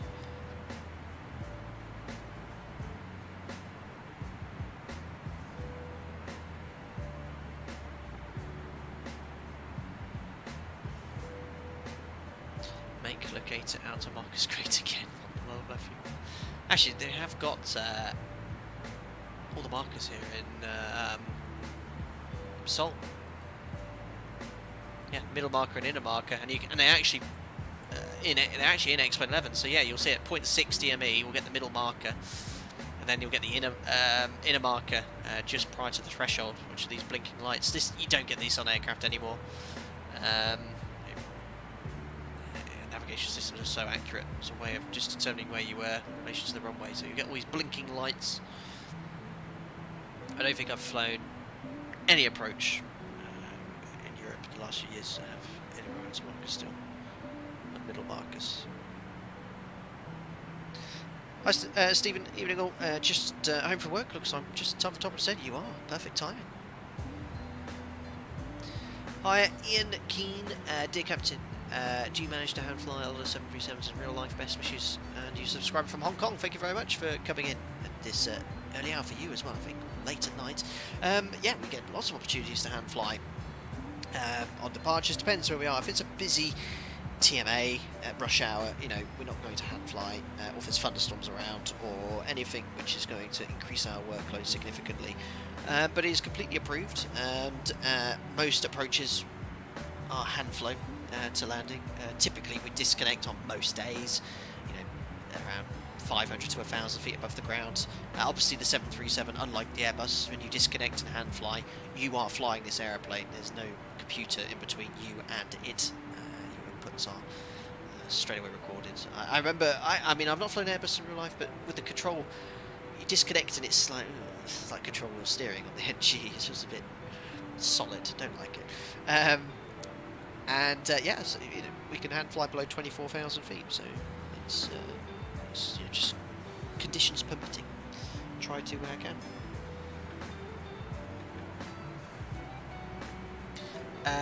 Sinsman, how do you look at the route progress on the 742? Well, actually in the cockpit there's no navigation display. You've got INS navigation, which you can rely on Navigraph and external factors, but pilots in reality don't have any minimums, approaching minimums. guidance with regards to that. Thank you very much for subscribing Flight Sim with Titanical, or becoming a member. Glad you enjoyed the content. Members only Discord for you, custom modes and chat as well. And what was it you said? Your flight had to be postponed because it's more important to watch my stream. Well, thank you. Oh, welcome to Korea. Thank you very much, sir. I don't know any Korean, I'm afraid. Anyway, should we get top of the sense in chat, guys? Look, we're 80 miles away from the Anyang VOR. Just again to show you where we are currently flying inbound to. It does say 150 above. Disregard that. That's for the arrival onto 15 left. We're going to be at around 10,000 feet here at Anyang. Because I'm not actually flying the star. I'm actually flying the airway, which you can see underneath it. If I get rid of the arrival, look. There we are. We're actually on this airway. Minimum altitude is 8,000 feet. So that's what we're flying. We're going to make sure we're above that. Thanks for subscribing as well, sir. I'll get rid of Navigraph. And let's go down to... Right, let's say 100 initially. Oh, don't forget to... That's out hold first. I always remember that. You've got to put that to out hold before you lower the level. Otherwise the aircraft can start descending a little bit prematurely. So 100 set. Loads of different ways of descending. The way I like to do it is go to indicated airspeed. That will disconnect the auto throttle, which is normal, and then you slowly reduce thrust to idle. And we're going to initially descend at... no, I want to descend at 270 actually, so let's just firstly go to vertical speed and descend at 2,000 feet. Just let the speed slowly wind off until it's at 270, then I'm going to go to indicated airspeed hold. Flight Sim with Titanical. Now I can do with this.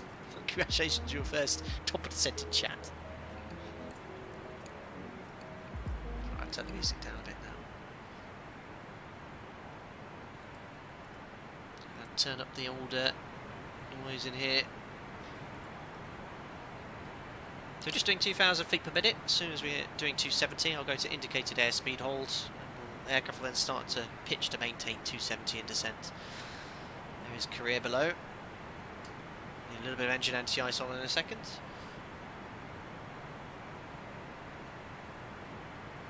Guys, if you're really enjoying the stream, don't forget to like the video as well. It does help the channel out a lot. A lot of viewers here who don't usually view. Got a lot of people from Korea and Japan. It's really cool. And Indonesia. Hello, Dimas Yar.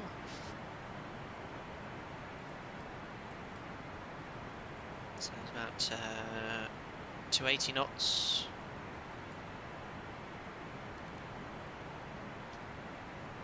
The engine anti-ice on now. Now I think I'm going to have to add some thrust because there isn't sufficient N1, it's an old aeroplane for you, to provide engine anti-ice. So I'm actually going to add a little bit of thrust here. A little bit more. There we are, just to get a little bit more thrust because it's obviously the engine anti-ice is taking too much demand from the engine. Not an issue on the NG. It's about 270 knots, so I'm going to go to indicated airspeed hold. So the aircraft's going to start pitching down, take the engine anti-ice off now. And go back to idle thrust. The aircraft's going to go to now pitch to maintain 270. Doing about 2,000 feet per minute. Got 3 minutes to the next waypoint, which is Gukdo.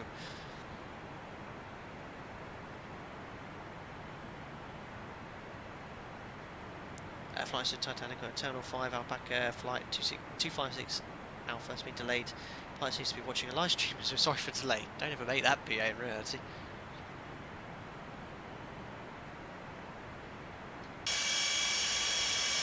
Loud.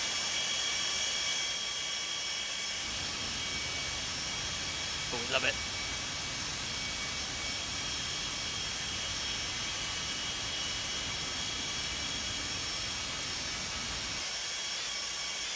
Awesome livery. Ah, no, I didn't want to do that. Look at the wind. It's such a ridiculous crosswind now. Look at that crab. What's the wind doing? I mean, you can see it, look. We're heading in this direction. That's where we're tracking, but that's our heading to maintain that track. This is outrageous. Yeah, 253 at 100 knots. So the wind's coming from here at 100 knots. 10 degrees track, drift there.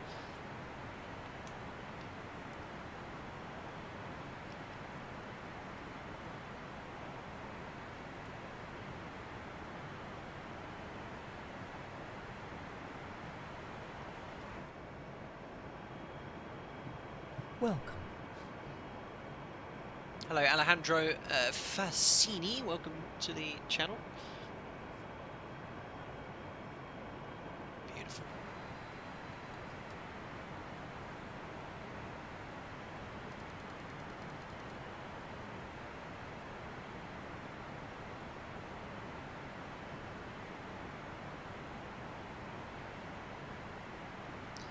So in descent here, just monitoring the performance. See, we're doing 270 knots still, which is good. Still routing direct to the INS waypoint, which is 6 miles away. But then we're going to be going direct to the VOR, which is active on nav 1 and 2. About 47 miles to run. Making good progress. Pilot captain using Windows 11. Still on Windows 10. It keeps annoying me while asking me to upgrade, but everything's stable with Windows 10 at the moment. I'll only upgrade when I need to. Someone told me, well, I read online that I've got the new i12, or, sorry, i12, I've got the i7 12th gen CPU from Intel. Apparently it's better designed for Windows 11, where you can get more power out of it, but it's not going to make much difference apparently. Engine anti-ice going on again. I'm going to get that low end 1 warning, so just again add a little bit of thrust.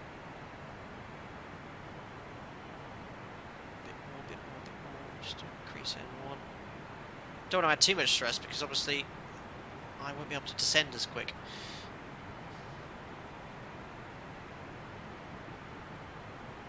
Hi FlightTube, it looks really different with the 744. Seoul is my home ground. Welcome to Korea, Queen of the Sky. Absolutely. What a cool aircraft to visit Korea for the first time as well. So do a bit of mental maths now. We've got 8 minutes until we reach the point I want to be at 10,000 feet. Calculator out. We're doing 2,000 feet per minute at the moment. So we need to lose, what's that? 22, about 11 minutes we need. We've got 8, so we need to increase our rate of descent slightly. Still need engine anti-ice on, so I might use a bit of speed brake in a second, or I can actually increase my descent speed as required. So I can go to vertical speed, just, oh no, it's flight rate to pitch there. Just increase that rate of descent to 3,000 feet, just let the speed increase slightly. Wouldn't really want to do this in the NG, sort of, it's speed unstable, because with vertical speed you can actually have the order for unable to maintain speed. But it does allow me to increase my rate of descent if required. I'll just let the aircraft accelerate. We can go all the way up to VMO if we wanted to, which is 380 knots, Barbie. Just engine anti-ice on. Just have the seatbelt sign on, put the no smoking signs on, tell them to put out their Havana cigars, first class.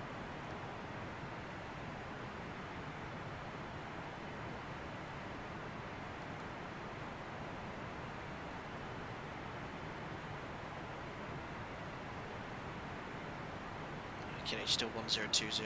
Pretty cold in Korea this evening. Engine anti-ice can come off again. Oh no, engine ignition. Oops. Engine anti-ice off. Go back to indicated airspeed hold, which is about 300 knots now, which is fine. I can also close the thrust levers now. Don't need that extra from the engines. The aircraft will pitch down now to maintain about 300 knots. 6 minutes. Yeah, we're fine now, so I actually want to bring the speed back. We soon got back on profile. So, vertical speed.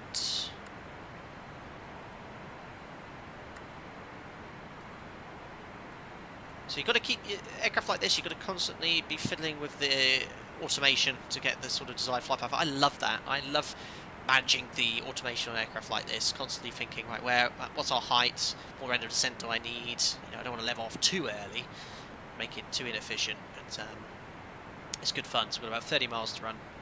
5.5 minutes to go. I'm just going to obviously as we slow down. It's about 6 minutes. So yeah, I want to be doing quite a lot less than 1,000 feet now. Quickly got back on profile. So yeah, we'll try and do a continuous descent. Bring the auto throttle back on. And we'll just go about 270 knots. Make sure we've got. We should have been in cruise at this stage still. And I'm on speed hold, not Mach. There we go. Flight Sim with Titanic didn't get the Discord invite yet, so it does take about every hour the Discord server syncs with YouTube membership status. I generally do it manually after the stream if a lot of people have joined, but if you're having trouble joining, go on to Google Flight Sim with Titanic, type in YouTube Discord synchronization and follow those steps. That'll get you where you need to, or get you into Discord.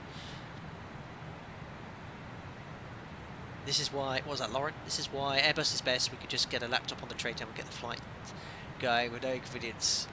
I'm be careful that use of word there. But, yeah, it's a lot more automated there. Looking nice in Korea this evening, though. Yeah, I was a little bit too keen to descend there. I thought I did some maths there, but I think my rate of descent wasn't quite as high as it needed to be, but it was fine. We'll just come in at 1,000 feet per minute. We should be level in about 3 minutes, and then we'll just keep doing a gentle descent to an altitude. Also our fuel situation, we need to descent checks as well. We've got loads of gas, 22 tons. Well, I say loads of gas. It's about 1 hour, 45 minutes endurance until the engines would flame out. That's enough fuel to get you to fly about 6 hours in a 737. Anyway, checklist.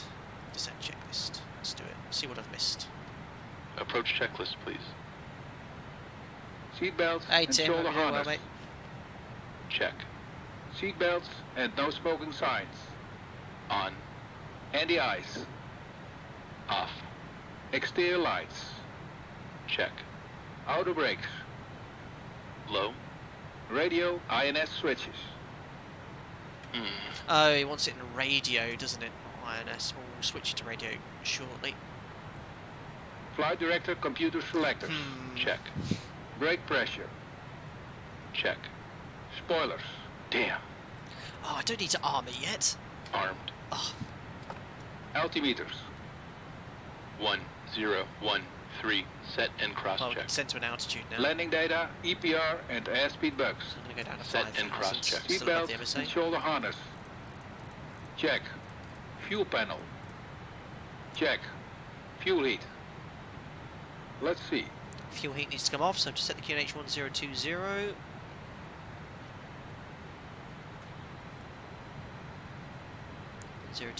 And the standby altimeter is set. Approaching 10,000 feet, so bring the speed back to 250. And turn off the fuel heat to keep Joss happy.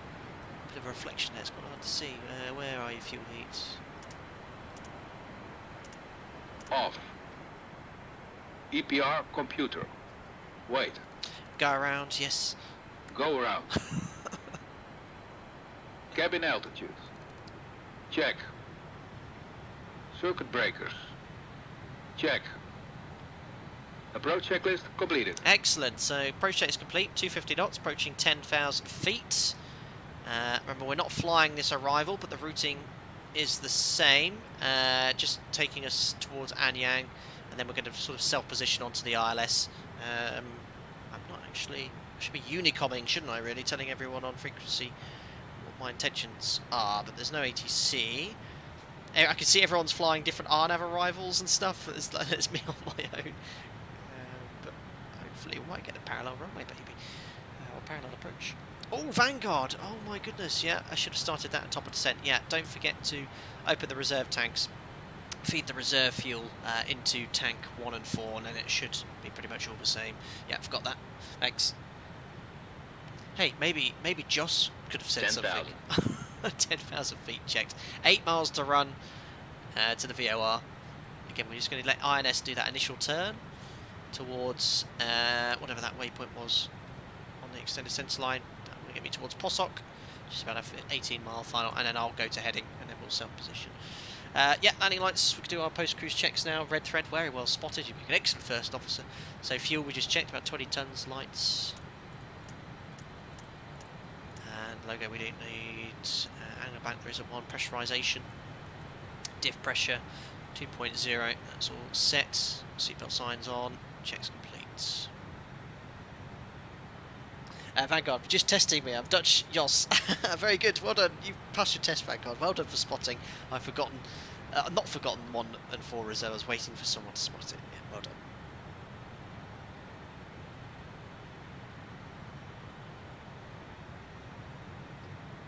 Superb.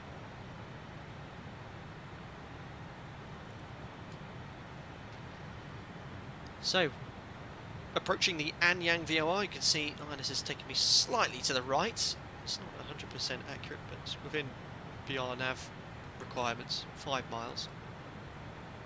Or en route nav is 10, I think, but we can use up to 5 here. Great scenery, look at this. And just wait for the turn, there it goes. So now, let's bring up the ILS chart so we can tune up frequencies of courses. So 193 is the ILS frequency. Just reduce the rate of descent now. Don't want to go down any quicker than that. So 1093.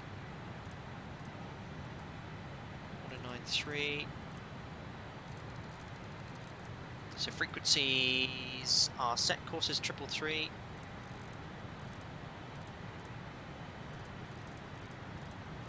So frequencies, courses, minimums are set. You can see, look, it's sort of routing. Hey, that's not right. No, I've done a big mistake here. It's routing directly to the airport. I thought the INS waypoint I'd programmed. So let's try and fix this. Radio, that's fine. Go to radio as well. Yeah, let's just set 90 degrees. I think it might have been heading directly to the airport for a second there. That's looking much better now. We're a little bit out of range yet from the localizer, so unfortunately it's just trying to judge the turn. So you can use a combination of the maps to help you, or you could, if you wanted, you could tune up Incheon. But I found this VOR, the range is pretty poor, and then just turn fine on. Turning quite shortly on fine. I actually need to go a little bit this direction because it started turning in the wrong direction. So 193 is all set. And we're going down to 5,000. Start bringing the speed back to the up speed. Up speed clean 238. And we'll select flap 1. And Flaps 218 is the flap 1 speed. So hopefully we'll get some DME distance and I'll be able to judge, our position, how far away we are. Base cubing, what add-on do you use for those clouds? This is Enhanced Skyscapes. How's the NASA's rig running, Robert? It's very well. It's doing a good job. Very pleased with it. There we are, so at the flap 1 speed, probably very early, but I just want to get nice and stable. Here is, I guess, Incheon in the distance over here. Absolutely mammoth city like Tokyo, I think. Covers a huge area. All of Seoul. I just want to explain how descent actually be a little bit high. Let's just do 1,000 feet per minute. I keep looking there for charts. It's here. There we are. So I'm heading big towards Posok. So in reality, you get vectors at this point. You know, you can self-position on the approach, but it's quite hard with this instrumentation because you'd need needles pointing towards the airport to show you where you are in relation. But just use a combination of all the tools available to get the job done. I'm going to go flap 5 now. Flaps 5. 200 knots. It's looking good. Still got no DME yet. Definitely got the right frequency. 1093 333. 1093 1093 333. I've got glide slope information, but no localizer or DME. Does this support Habitab? Yes, it does. There you go. But it's I have the performance calculator open because it has all your V speeds. So 1,000 feet to level off. Give myself an intercept heading now. There we are. 1,000 to level off. We've got the DME distance at 18. Going to be around 6,000 feet, which we are. Onto the ILS, looking good.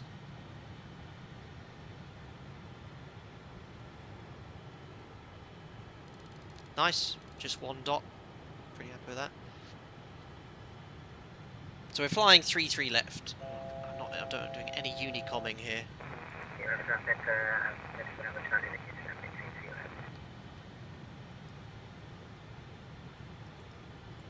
Arm 4 lock.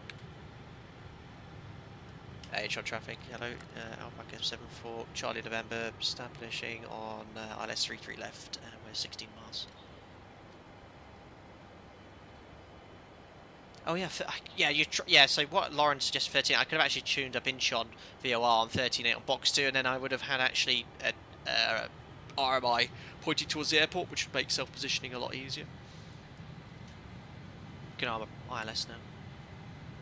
Oh no, actually go 4 lock, because I think on the 7.4 it will intercept the glide slope before localizer, which you don't ever really want to do. So just go vertical speed, because we've leveled off here. So just wait until localizer capture. Flap 10, 180 knots. Flaps 10. Yeah, traffic, hello. 178. Altitude alert, that's fine. That's below it, but we're descending onto the ILS. We'll set the platform altitude, which is 2,600. Is that localizer ever going to come here? Come on, localizer. It's a bit of a sharp intercept heading, actually. I've got nav active. Why is the localizer not showing any indication? Localizer alive. Okay, we just turned a bit early. Right, arm approach. Oh no, that's auto throttle, VS. ILS, there we are, glide slope capture. Auto throttle I want back on, please. There we are, localizer glide slope capture. Missed approach altitude is 4,000 feet. 4,000 feet set. Nice established flap 10, 180 knots, looking good.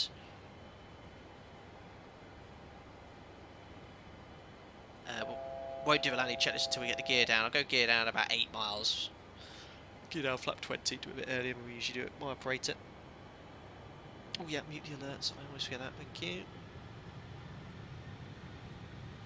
Don't want any of you distracting me at 50 feet.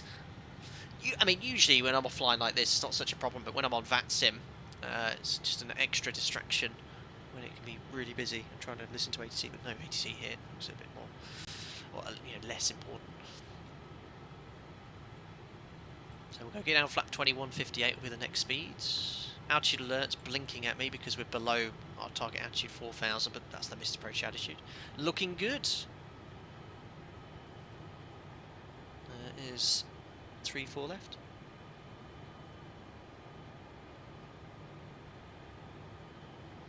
Before I get, I'm actually going to get rid of fly live now. The reason is it's caused a sim crash during testing, so I've gotten rid of Fly Live now. Certainly what Windows Event Viewer suggested. Incheon traffic expander 78 Alpha for 8 miles from ILS runway 34 right.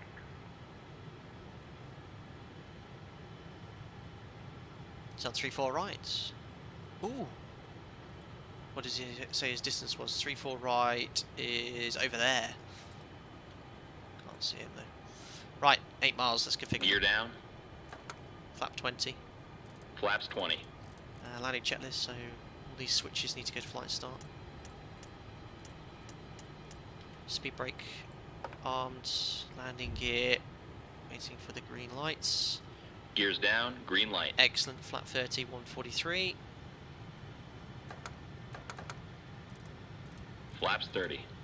143, and we'll run the landing checklist. Landing checklist. Gear. Down and check. Down and check. Flaps. Flaps 30. Flaps 30. Ignition. Flight start. Anti-skid. Should add a few more Check. knots, I think, because there's a Altimeter. strong headwind here. 1, 0, 2, 0. Set and cross-check. Landing checklist completed. Excellent, landing checklist complete. It's quite a high altitude actually, 4 degrees.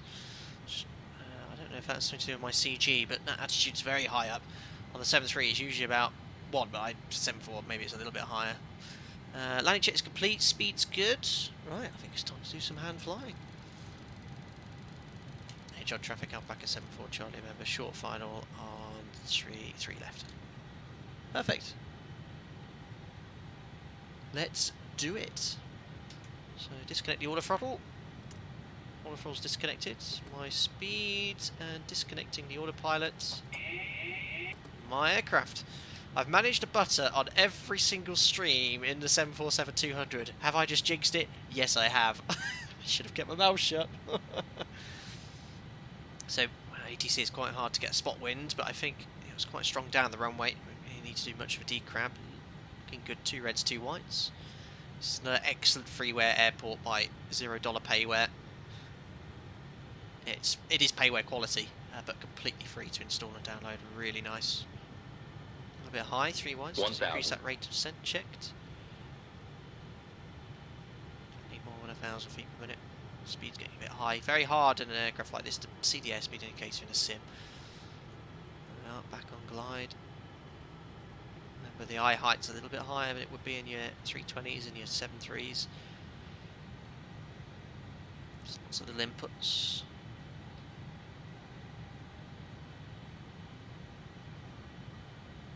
Looking good. Didn't turn the sounds up. 500. Checked. A little bit fast maybe. Okay. Keeping the runway at the same point in the windscreen, just trimming nose down slightly, just a tiny bit high. Just slightly increase that rate of set, but not too much. Don't want to be doing more than 1,000. There's the middle marker. We'll get the inner marker shortly. There's the minimums call. Approaching minimums. Minimums. Continue. There's the middle marker again. There's the inner marker. There we go. Keep descending. Keep descending. 50, 40, 30. Check. 20. Close. 10. Hold the attitude. Ooh, I might have ballooned slightly there. Hold the attitude. Oh, another butter! Check yes! Speed brakes up. Reverse the screen. Yes, yes, yes, yes, yes. 4 butters in the 200. I can't not butter it.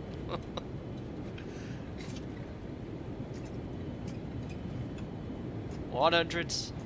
Annual braking. Auto brake off.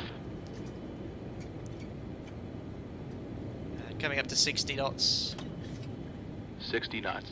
Ladies and gentlemen, welcome to Seoul-Incheon. Pronunciation help. For the first ever time in South Korea. Wonderful. Take the left here. Cancel Out, reverse. off, reverse.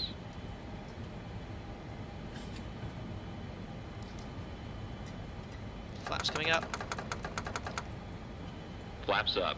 Just brake for about 10 knots here, and we'll just go to the most convenient stand ahead. That was lovely. What a lovely flight.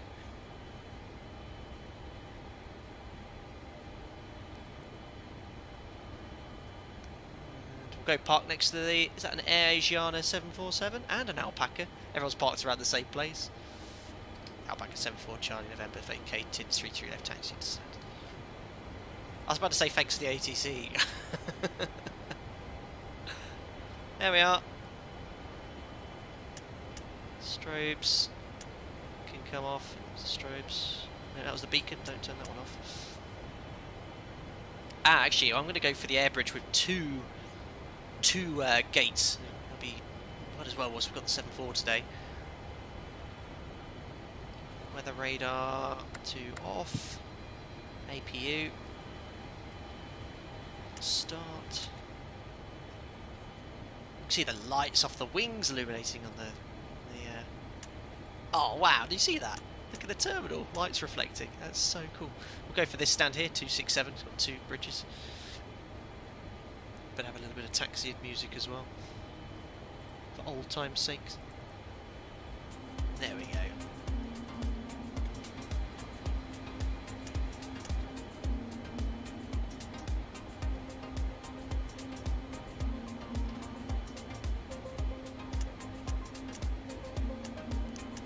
Oh, the lights reflecting on the terminal, that's so cool. So on the test sector, yeah, it's a little bit uphill here, so you have to add a bit of thrust.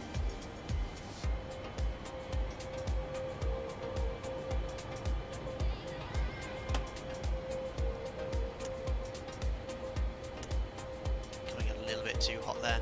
It says 7, I think it's trying to say 742.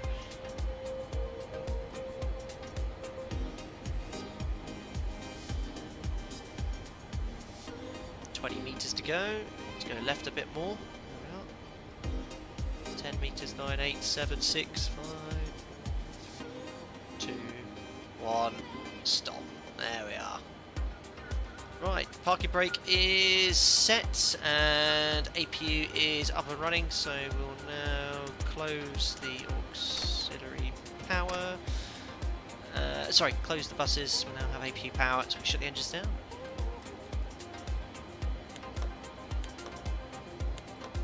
Ladies and gentlemen, welcome to Seoul. Ouch. That's my... Oh, don't forget to put the speed brakes away. Pro pilot here. That was a very straight parking. Unbelievable. Hold on, did I not have the nose wheel stick? Why was that? How was I able to taxi with that disarmed? I thought that needs to be armed. Don't know. Anyway, let's see the bridges attached here to get all our passengers off. Oh yes, the merged bridges. Isn't that one meant to go to the front door and that one to the rear? It's just cool to have 2. Such a cool looking aircraft, the 742.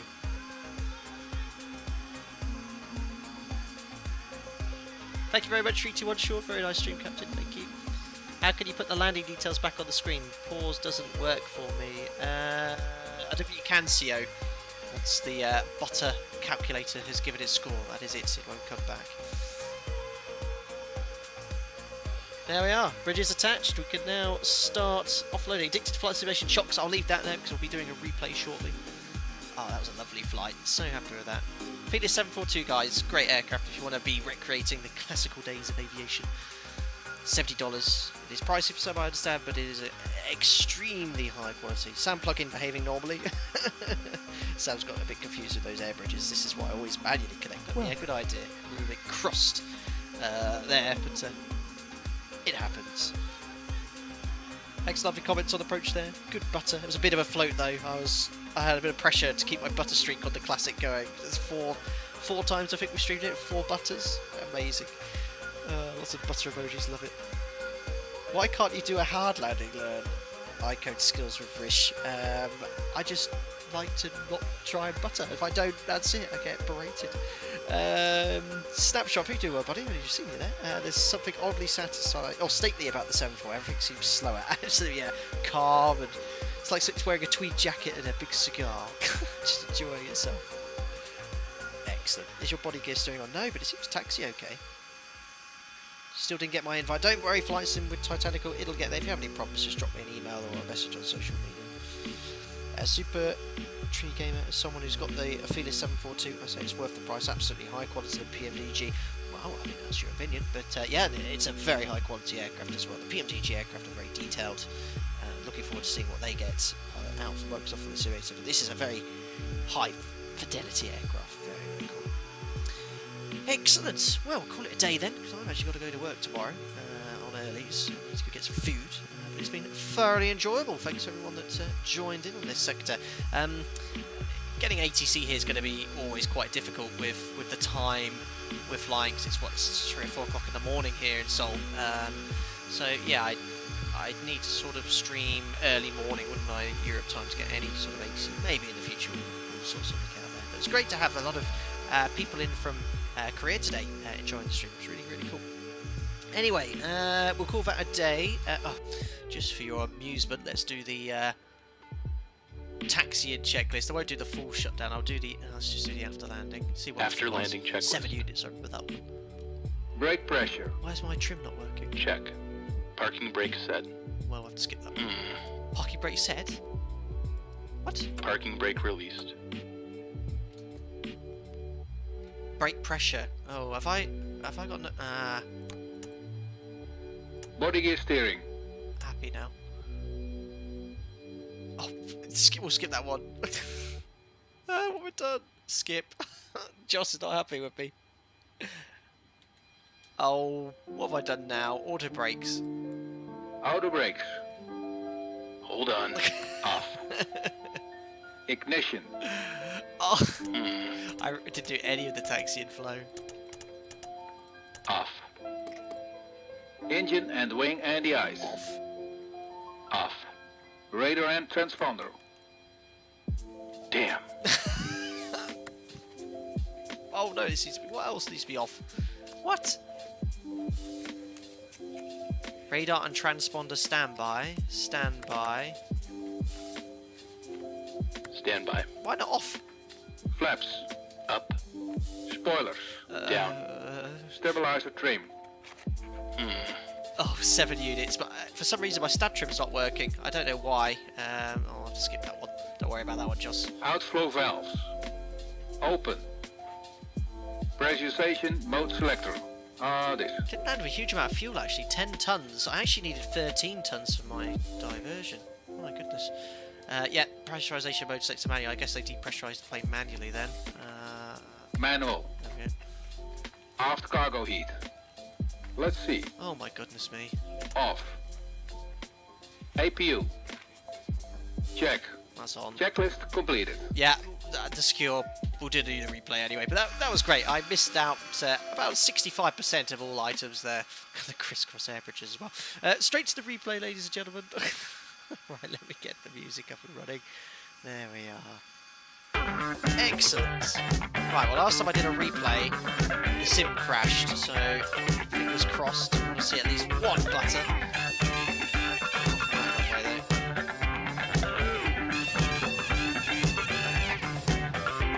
It's done it again! Every time I do a replay at the moment, in a different aircraft, it crashes. I don't know why. And I don't have fly life, and I mean, this is a full-on crash, guys. My mouse isn't even working. No, it's gone.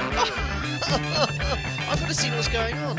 I don't know if that's the Felis 742 thing, because every time, apart from yesterday, when I flew the first test sector, it didn't crash, but on the 2 test sectors I did today, every time I went for replay, it crashed. I don't know why. Flight Factor 767 always crashes during replay. Yeah, maybe it's an issue. Or maybe something within video as well. At least it crashed now at the end of the stream, hey, and not on the approach, so I don't mind that so much. Anyway, as ever, don't usually do this with the funky replay music as well. Thank you so much for everything you all do to the members for your continued support, to everyone that donated. Thank you very much for your generosity, to all my regular subscribers as well. Thank you so much for the coming in. As ever, don't forget to like the video. So sorry you didn't get a replay today, and don't forget to subscribe to stay up to date with the latest content. I'll be next live on the gaming channel on Sunday at 7 o'clock, and we'll have something lined up before Christmas next week as well on this channel too. Stay safe, guys. See you soon. Bye bye.